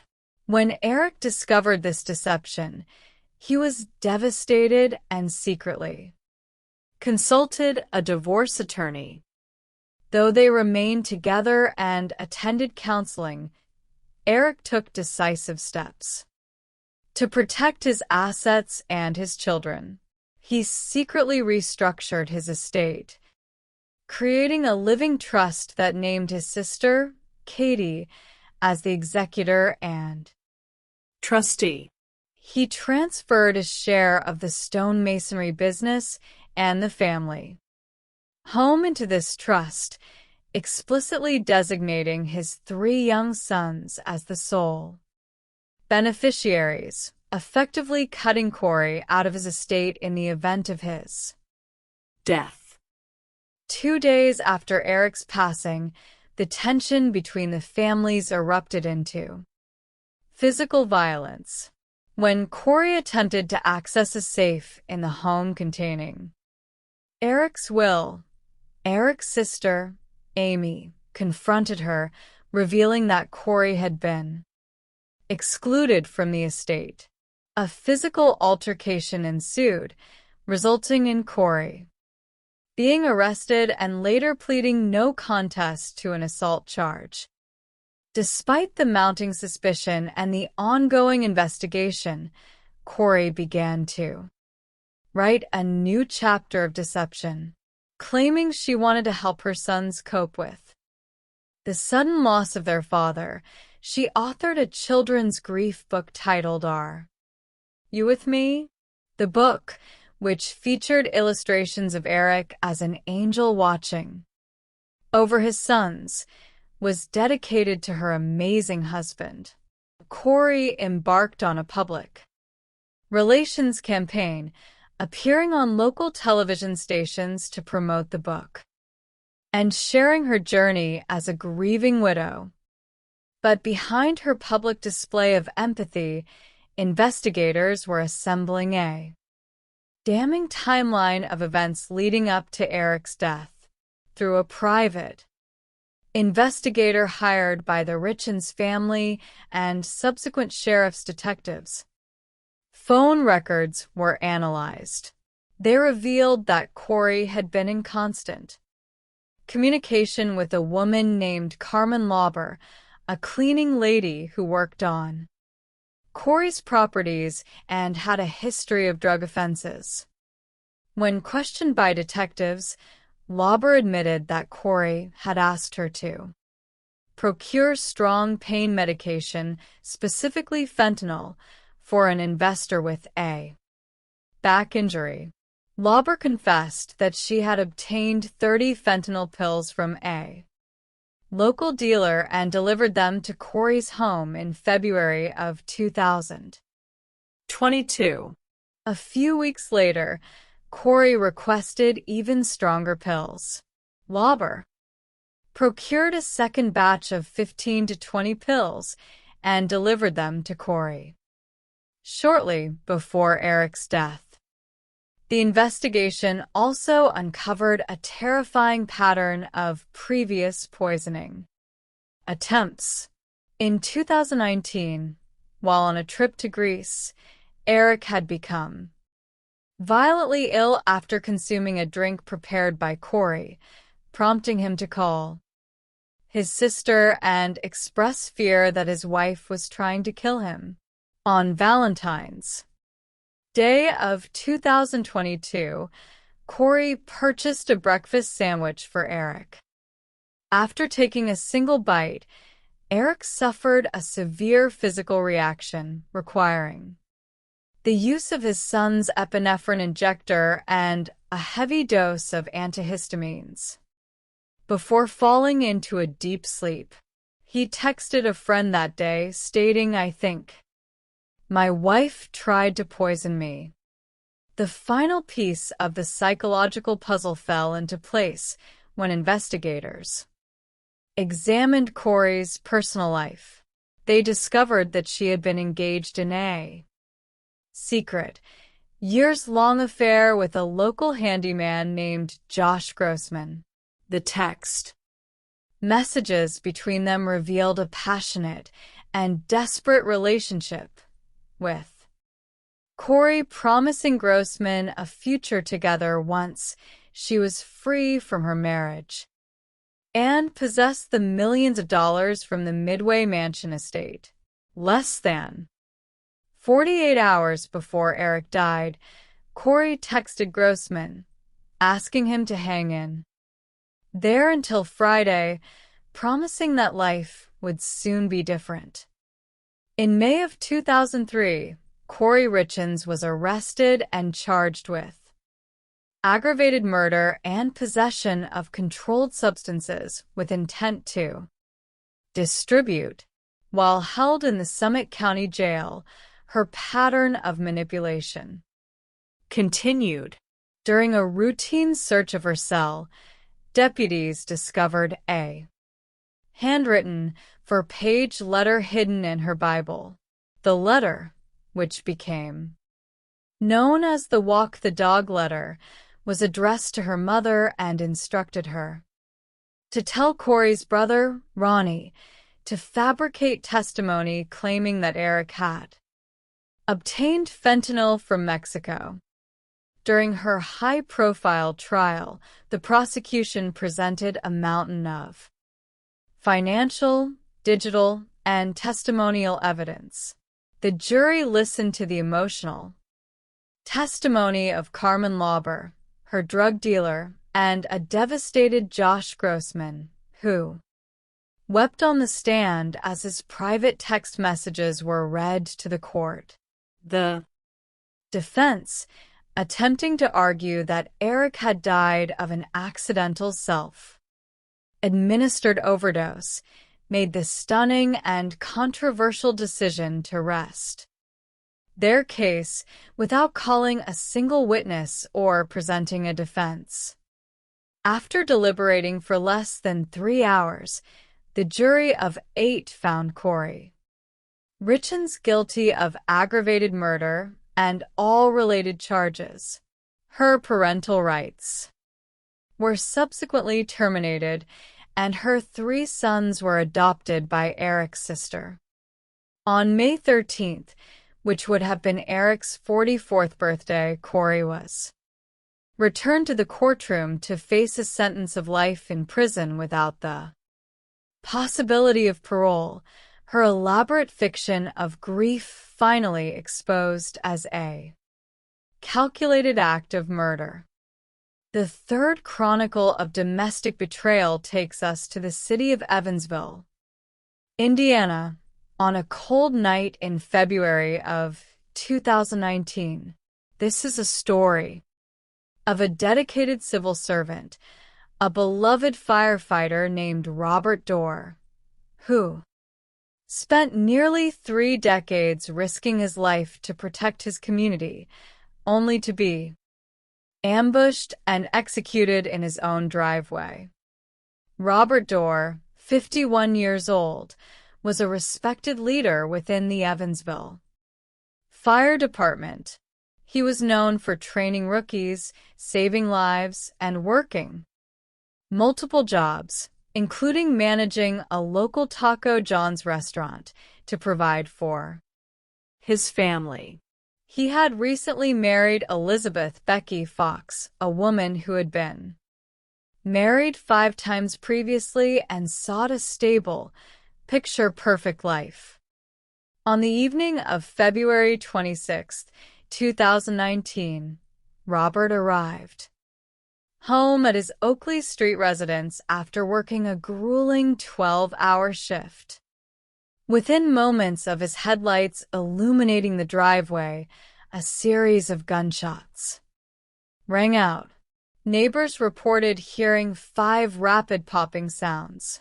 Elizabeth called 911, screaming that her husband had been shot and was lying in a pool of blood. When police officers and fellow firefighters arrived, they found Robert unresponsive on the concrete, despite immediate attempts at cardiopulmonary resuscitation. He was pronounced dead.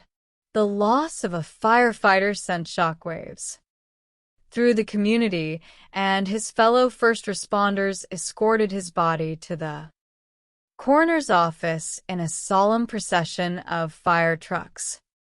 The initial investigation yielded very little physical evidence. There were no shell casings left at the scene, which was highly unusual for a shooting. However, during the autopsy, the forensic pathologist recovered a mixture of different ammunition types from Robert's body, including jacketed projectiles, ball ammunition, and plastic shotgun wadding. A ballistics expert determined that the killer had used a highly unique firearm, a Taurus Judge revolver, a weapon capable of firing both shotgun shells and traditional pistol rounds in a single cylinder. As investigators constructed their war room, placing Robert at the center of their whiteboard, they began to analyze the dynamics of the Dorr marriage. They discovered a relationship marred by severe financial strain and suspicion. Robert had accumulated significant debt to fund Elizabeth's spending habits, which included a brand new vehicle and expensive home furnishings. Robert had also begun to suspect Elizabeth of infidelity, noting in a handwritten letter found in the home that she constantly deleted her text messages and hid her cellular phone. A crucial breakthrough occurred when investigators turned their attention to Elizabeth's sister, Mandy, and her fiancé, Larry Richmond Sr. Richmond Sr. was a convicted murderer who had recently been released on probation. After serving a 20-year sentence, investigators discovered that Richmond Sr. had a close relationship with Elizabeth and that his son, Larry Richmond Jr., had worked at a local pawn shop where a Taurus Judge revolver had recently been reported stolen. When police analyzed the digital records of Elizabeth's cellular phone, they discovered a critical anomaly. Elizabeth had deleted her call history from the night of the murder. However, direct records from the cellular service provider revealed a 4-minute and 18-second phone call between Elizabeth and Larry Richmond Sr. just minutes before Robert was killed. Elizabeth had explicitly lied to detectives, denying any communication with Richmond Sr. That night, the investigation intensified when neighbors' surveillance footage captured Larry Richmond Sr. carrying a large box into the backyard of his residence and burying it near a fire pit shortly after the murder. Acting on this lead, detectives excavated the area and recovered a hidden cache of firearms.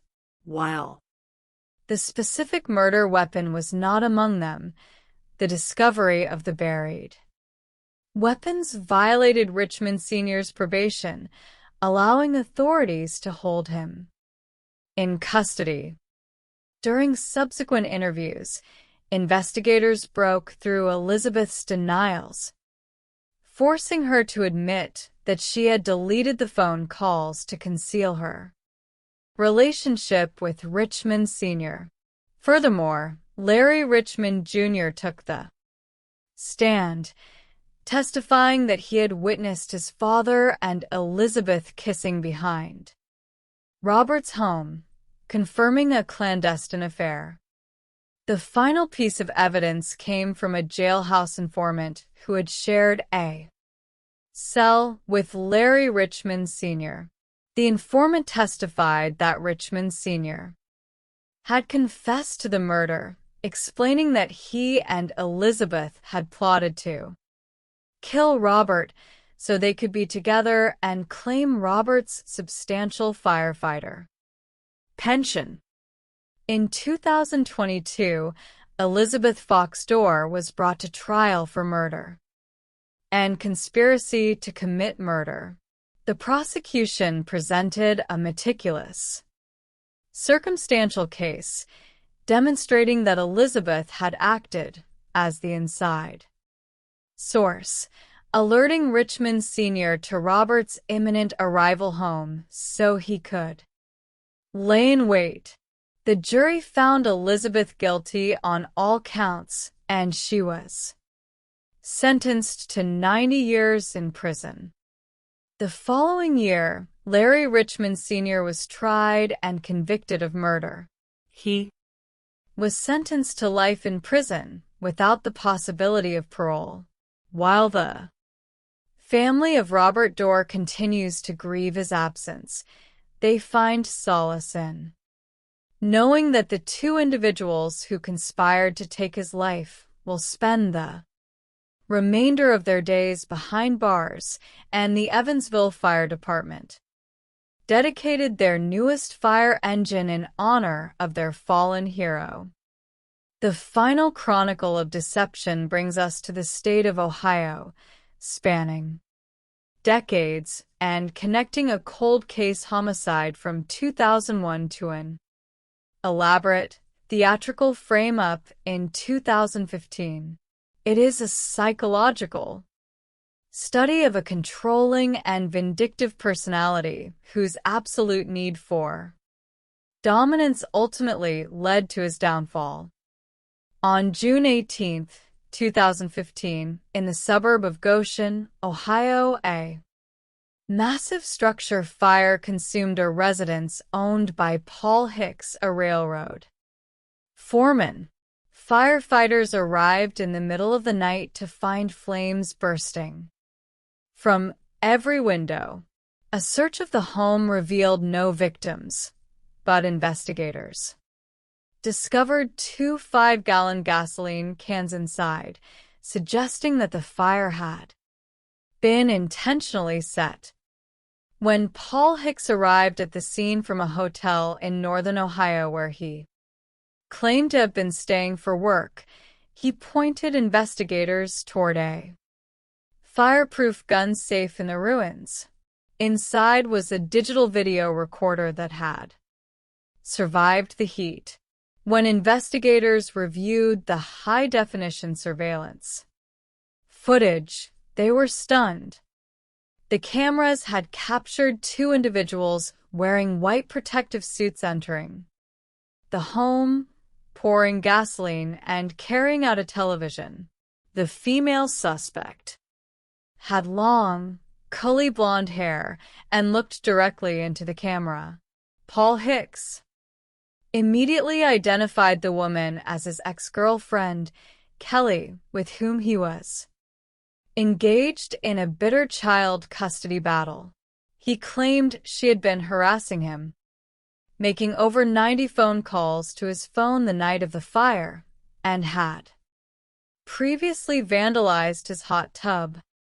Based on Paul's identification and the outstanding warrant from the hot tub incident, Kelly was arrested.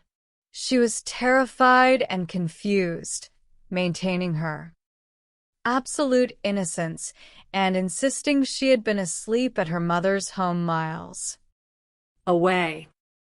The civil and criminal investigators, including attorney Zachary McCune, began to look closer at the evidence. They discovered that the digital records did not match. While Paul's phone showed over 90 incoming calls from Kelly's actual cellular records showed no outgoing calls to him. Investigators traced the source of the calls to an online spoofing service, which allowed a user to disguise their caller identification. The Internet Protocol address used to place the spoofed calls belonged to a mobile phone that had been purchased under the name of another ex-girlfriend of Paul Hicks, but was in Paul's physical possession.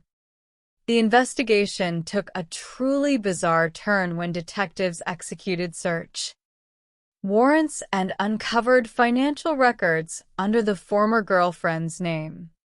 They discovered a purchase for a long, curly blonde wig and, more shockingly, a custom-printed mask from a website called That's My Face. The website had processed multiple photographs of Kelly, which had been taken from Paul's social media, to create a highly realistic, 3-dimensional mask of her face. It became clear that Paul Hicks had orchestrated an incredibly elaborate scheme. He had hired accomplices to burn down his own home, instructing the female accomplice to wear the custom mask of Kelly's face and a matching wig, and to look directly at the security cameras to frame Kelly and secure full custody of their son. The insurance company denied his claim, and a civil court entered a $400,000 judgment against him for fraud. Paul was subsequently charged with insurance fraud and sentenced to probation. But the exposure of this bizarre frame-up caught the attention of investigators in Huron County, Ohio, who had been holding onto a cold case homicide from October of 2001. The victim of that unsolved murder was 25-year-old Regina Roe Hicks, Paul Hicks' first wife. In 2001, Regina and Paul were going through a bitter divorce. Regina had recently received a $60,000 insurance settlement after a fire destroyed their marital home. With her new financial independence, she purchased a white Chevrolet Camaro and began dating another man. She was scheduled to pick up her 4-year-old son, Montana, from Paul's friend's house on the evening of October 18th, but she never arrived. 4 days later, her white Camaro was discovered submerged in a farm pond. Regina's body was found in the passenger seat, with her feet tucked under the console, caked in mud. The driver's seat was pushed far back, indicating a much larger person had driven the vehicle. The autopsy revealed that she had suffered 3 blunt force blows to her scalp, which had incapacitated her, and she had ultimately drowned when the car was driven into the pond. While Paul Hicks was the primary person of interest, he possessed an alibi, and his friend, Stephen Gates, told police that Regina had never arrived at his property that night. With no forensic evidence or admissions, the case went cold for over 2 decades. The turning point came when the Bureau of Criminal Investigation took over the cold case, and a local podcaster named Ashley Ford began to generate significant public interest, explicitly naming Stephen Gates as a key figure. Under pressure, Stephen Gates consulted an attorney and agreed to cooperate with special prosecutors in exchange for an immunity agreement. Gates broke his 24-year silence and revealed the chilling truth. He confessed that on the night of the murder, Regina had arrived at his property to pick up her son. She and Paul got into a violent argument in the driveway. Gates went into his barn to avoid the conflict, and when he returned, he saw Regina's unconscious body in the passenger seat of her Camaro. Paul told him she was dead and forced Gates to follow him as Paul drove the Camaro into the farm pond, leaving her to drown. Paul then used Gates' phone to call Regina's phone to construct an alibi.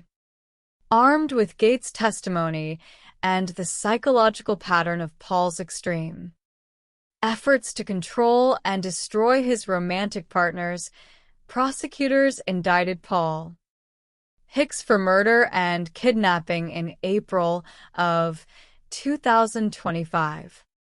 During his emotional trial, the jury listened to the testimony of his sister, who recalled finding Paul's muddy clothes floating in her bathtub the night Regina vanished, and his ex-girlfriends, who detailed his history of abuse and his interest in forensic television shows. The star witness, Stephen Gates, detailed the final moments of Regina's life under oath. The jury deliberated for less than 3 hours before returning a verdict of guilty on all counts. Paul Hicks was sentenced to life in prison with the possibility of parole after 25 years. Regina's family, who had waited nearly a quarter of a century for justice, finally received the answers they had desperately sought, and Kelly was able to reclaim her life and her son free from the shadow of a master manipulator. The resolution of these 4 investigations serves as a powerful testament to the triumph of human dedication and forensic science over the calculated designs of the criminal mind, whether through the digital footprints of geofencing, the biological realities of toxicology and deoxyribonucleic acid, or the psychological patterns of behavior. The truth eventually rises to the surface. The perpetrators, in their arrogance, believed they could write their own endings, but they succeeded only in constructing the evidence of their own guilt. In the end, the memory of Nancy Woodrum, Eric Richins, Robert Dorr, and Regina Roe Hicks remains honored, not by the tragedies of their deaths, but by the enduring light of the justice that was served in their names.